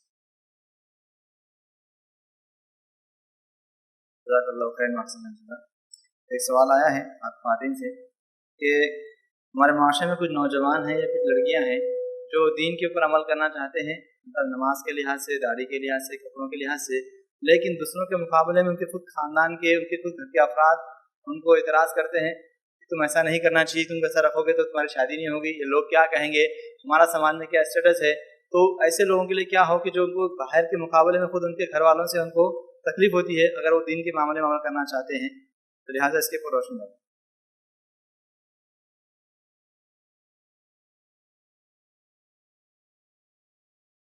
سوال یہ تھا کہ کچھ نوجوان لڑکے لڑکیاں جو دین پر عمل کرنا چاہتے ہیں لیکن خود خاندان کے افراد عمل نہیں کریں، جیسا داڑھی کا سوال کیا یا نماز وغیرہ پڑھیں گے تو لوگ کیا کہیں گے، ہمارا اسٹیٹس ہے فلاں فلاں، تو اس کے بارے میں کیا کریں. تو دیکھیے سب سے پہلی چیز تو یہ کہ لوگ کیا کہیں گے تو سوچیے مت. بہرحال یہی ہمارے آج کے پورے درس کا وہ تھا، شریعت کیا کہتی ہے. سر اب بہت سارے نوجوان ہیں، اللہ ان پر رحم کرے، ان کی زندگی میں برکت دے، جو کوشش کر رہے ہیں دین پر عمل کرنے کی، نماز روزہ اور تمام جو شریعت نے احکام دیے، لیکن ان کے رشتہ دار وغیرہ خاندان کے لوگ بول رہے لوگ کیا کہیں گے یا لوگ ان کو روک رہے ہیں. تو اس معاملے میں دیکھیے ان کا یہ کام ہے، اگر وہ کام شریعت کے مطابق کرے تو ڈٹے رہے. خاندان کے لوگ لعنت ملامت کرتے، برا بولتے تو سن لے، ان کو غلط نہ بولے، سن لے، لیکن اپنے رویے اپنے عمل کو نہ بدلے. ٹھیک ہے، جیسا میں نے کئی جگہ دیکھا ہوں کہ اگر لڑکے کو نوجوان کو داڑھی رکھنا ہے تو پتہ نہیں خاندان میں کتنے لوگوں سے اس کو جدوجہد کرنا پڑتی. کئی لوگوں سے ابا بولتے میں نے رکھا، تم رکھ سکتا بڑا، تو سوئیں گا نہ رکھ کے میں کاٹ ڈالوں گا. تو گھر کی عورتیں بول رہی نہیں ایسا مت کرو، ابھی شادی کے بعد کرنا. کچھ لوگ صلاح دے رہے آ کر کے نہیں ابھی شادی ہونے دو اس کے بعد یہ کرنا. کچھ لوگ آ کر صلاح دے رہے فلاں کرنا.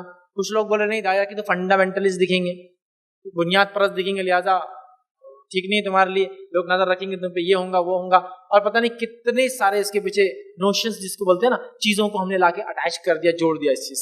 ٹھیک ہے، پھر کچھ لوگ ہے یار خاندان ہمارا اسٹیٹس ہے، اتنے مالدار خاندان سے ہم، تم ایسی حرکتیں کریں گے نوکروں والی کی داڑھی رکھ کر آ جائیں گے تو کیسا ہوں گا. سمجھ رہے آپ؟ یاد رکھیے یہ نبی اکرم صلی اللہ علیہ وسلم سنت ہے. صحابہ میں سے مالدار صحابہ تھے اور غریب سے غریب صحابہ تھے. سمجھ رہے آپ؟ مالدار سے مالدار صحابہ تھے اور غریب سے غریب، لیکن داڑھی وغیرہ پہناوا اسلام پہ عمل کرنے میں وہ کبھی آگے پیچھے نہیں رہے. میں ایک اندازے کے مطابق بات بتا رہا ہوں.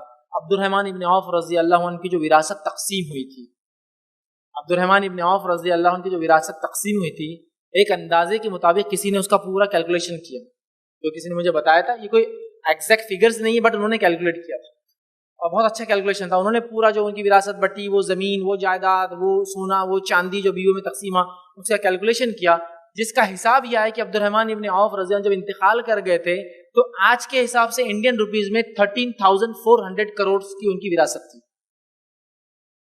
13,400 کروڑ انڈین روپیز کی وراثت تھی ان کی.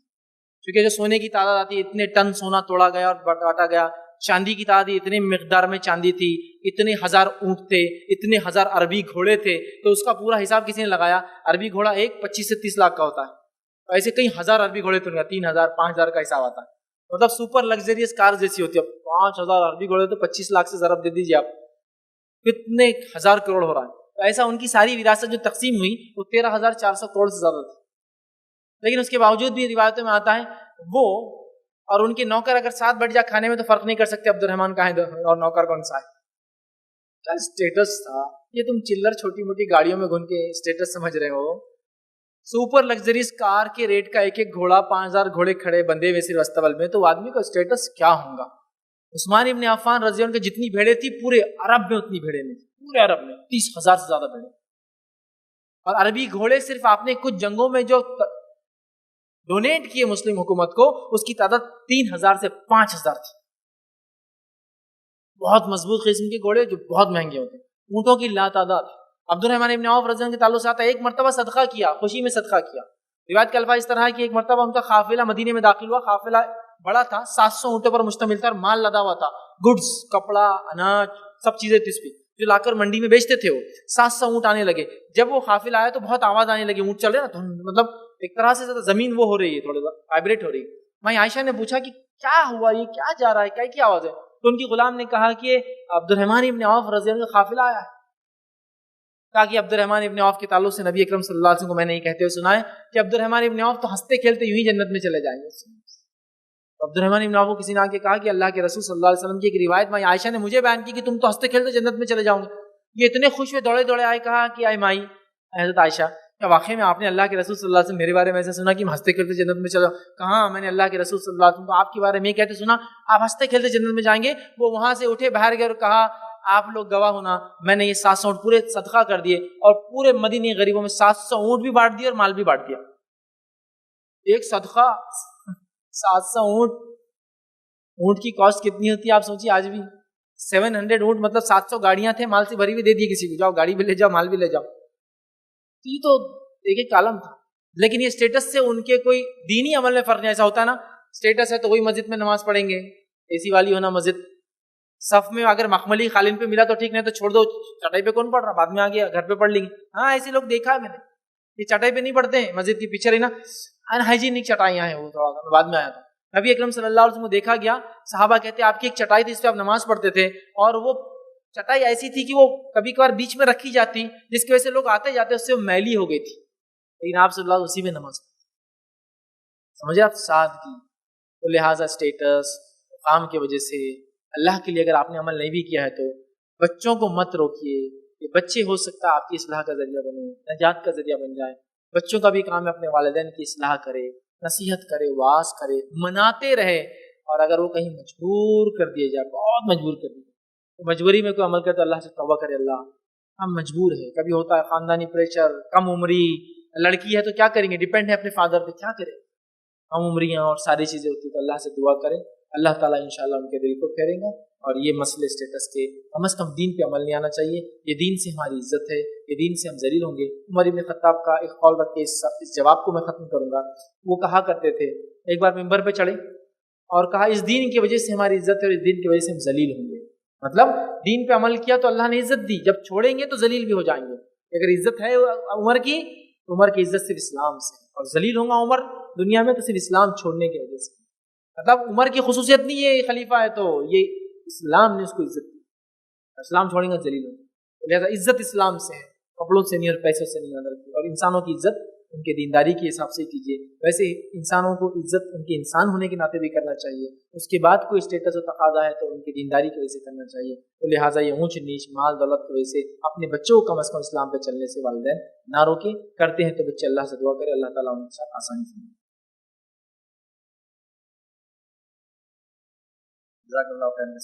इंशाल्लाह अगला सवाल इस सेशन आज के नशिस्त का आखिरी सवाल होगा।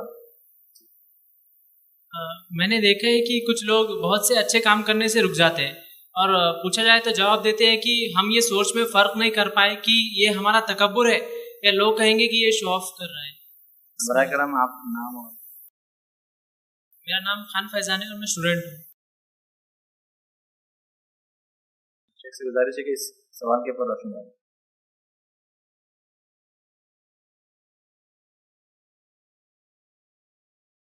بھائی نے ایک اچھا سوال کیا ہے کہ کچھ لوگ کچھ کام اس لیے نہیں کرتے نیکی کا کہ لوگ کیا کہیں گے، مطلب ان دا سینس کہ لوگ سمجھیں گے تکبر ہے، یا پھر لوگ بولیں گے دکھاوے کے لیے کرتا ہے۔ تو دیکھیے جہاں لوگ کیا کہیں گے بول کے کسی کام سے رکنا غلط ہے، مطلب دین کا کوئی کام چھوڑنا غلط ہے، تو لوگ کیا کہیں گے بول کے نیکی بھی مت چھوڑی، اس لیے کہ شیطان کا وسوسہ بھی ہوتا ہے کبھی کہ تم یہ کام کر رہے ہو، تم کو تکبر ہے، اس سے تم شہرت چاہ رہے ہو، تمہاری نیت درست نہیں ہے، یا لوگ کیا کہیں گے بول کے رک جانا، یہ بھی غلط ہے۔ اگر ریا جو ہوتی ہے نا، تو ریا کی ایک قسم دکھاوے کے لیے کوئی کام کرنا یا دکھاوے کے لیے کوئی کام سے رک جانا بھی ریا ہے، سمجھ آپ؟ جیسا کہ میں کھا سکتا ہوں کوئی اچھی چیز پھر بھی نہیں کھا رہا ہوں، خام و خواہ کی، تو لوگ کیا بولیں گے کہ میں مالدار ہوں، اس سے رکنا یہ بھی ریا کر رہے ہیں آپ، خام و خواہ کی آپ سادگی کی زندگی بتا رہے ہیں لوگوں کو، سمجھ آپ؟ جیسے آپ رات میں اٹھ کے تہجد پڑھتے ہیں، لیکن آج کوئی مہمان آیا تو آپ نہیں پڑھ رہے، وہ کیا بولیں گا، میری تعریف کریں گا، نہیں، یہ رکنا ریا ہے، اس لیے کہ آپ اس کی وجہ سے نماز چھوڑ رہے ہیں جبکہ آپ روز اللہ کے لیے پڑھتے ہیں۔ تو ایسا کبھی نیک لوگوں کو شیطان وسوسہ ڈالتا ہے۔ بھائی کا جو سوال تھا کہ وہ کرنا چاہتے ہیں اور کام اچھا ہے لیکن اس لیے نہیں کرتے کہ لوگ کیا کہیں گے، نہیں، لوگ غلط نہ سمجھے، لوگ سمجھیں گے تکبر آ گیا، لوگ تعریف کرنے لگ جائیں گے کیا اچھا کام کرتا، تو وہ سوچ ان کو ہوتی ہے کہ لوگ اچھائی بیان کریں گے، برائی نہیں، تو وہ رک جاتے ہیں۔ یہ بھی غلط ہے۔ ہمیں لوگوں کے وجہ سے نہ کوئی برائی کرنا ہے نہ کوئی نیکی کو چھوڑنا ہے، مطلب ایسا برائی کرنا ہوتا ہے، ایسا لوگوں کی وجہ سے آپ صحیح کام نہیں کر رہے اور لوگوں کی وجہ سے جو آپ ایک صحیح کام کرتے تھے چھوڑ دے رہے، دونوں غلط ہے۔ تو لہٰذا ہم کو خالص اللہ کے لیے کرنا ہے، تو لہٰذا ہم کو لوگوں کی وجہ سے وہ مجھے دیندار سمجھیں گے، وہ یا تکبر سمجھیں گے، میں کسی عمل کو نہ چھوڑوں۔ نیت کا معاملہ بندہ اور رب کا ہے، رب جانتا ہے کہ بندے کی نیت کیا تھی، اللہ انشاءاللہ آپ کو آپ کی نیت کے مطابق اس کا اجر دے گا۔ لہٰذا لوگوں کے چکر میں آ کے کسی اچھے کام کو بھی کرنے سے آپ پیچھے نہ ہٹیں۔ اللہ رب العزت سے دعا ہے کہ اللہ سبحانہ تعالیٰ ہمیں جو ہے تمام اعمال کی کرنے کی توفیق عطا فرمائے۔ وآخر دعوانا الحمدللہ رب العالمین، سبحان ربک رب العزت عما یصفون وسلام علی المرسلین والحمد للہ رب العالمین۔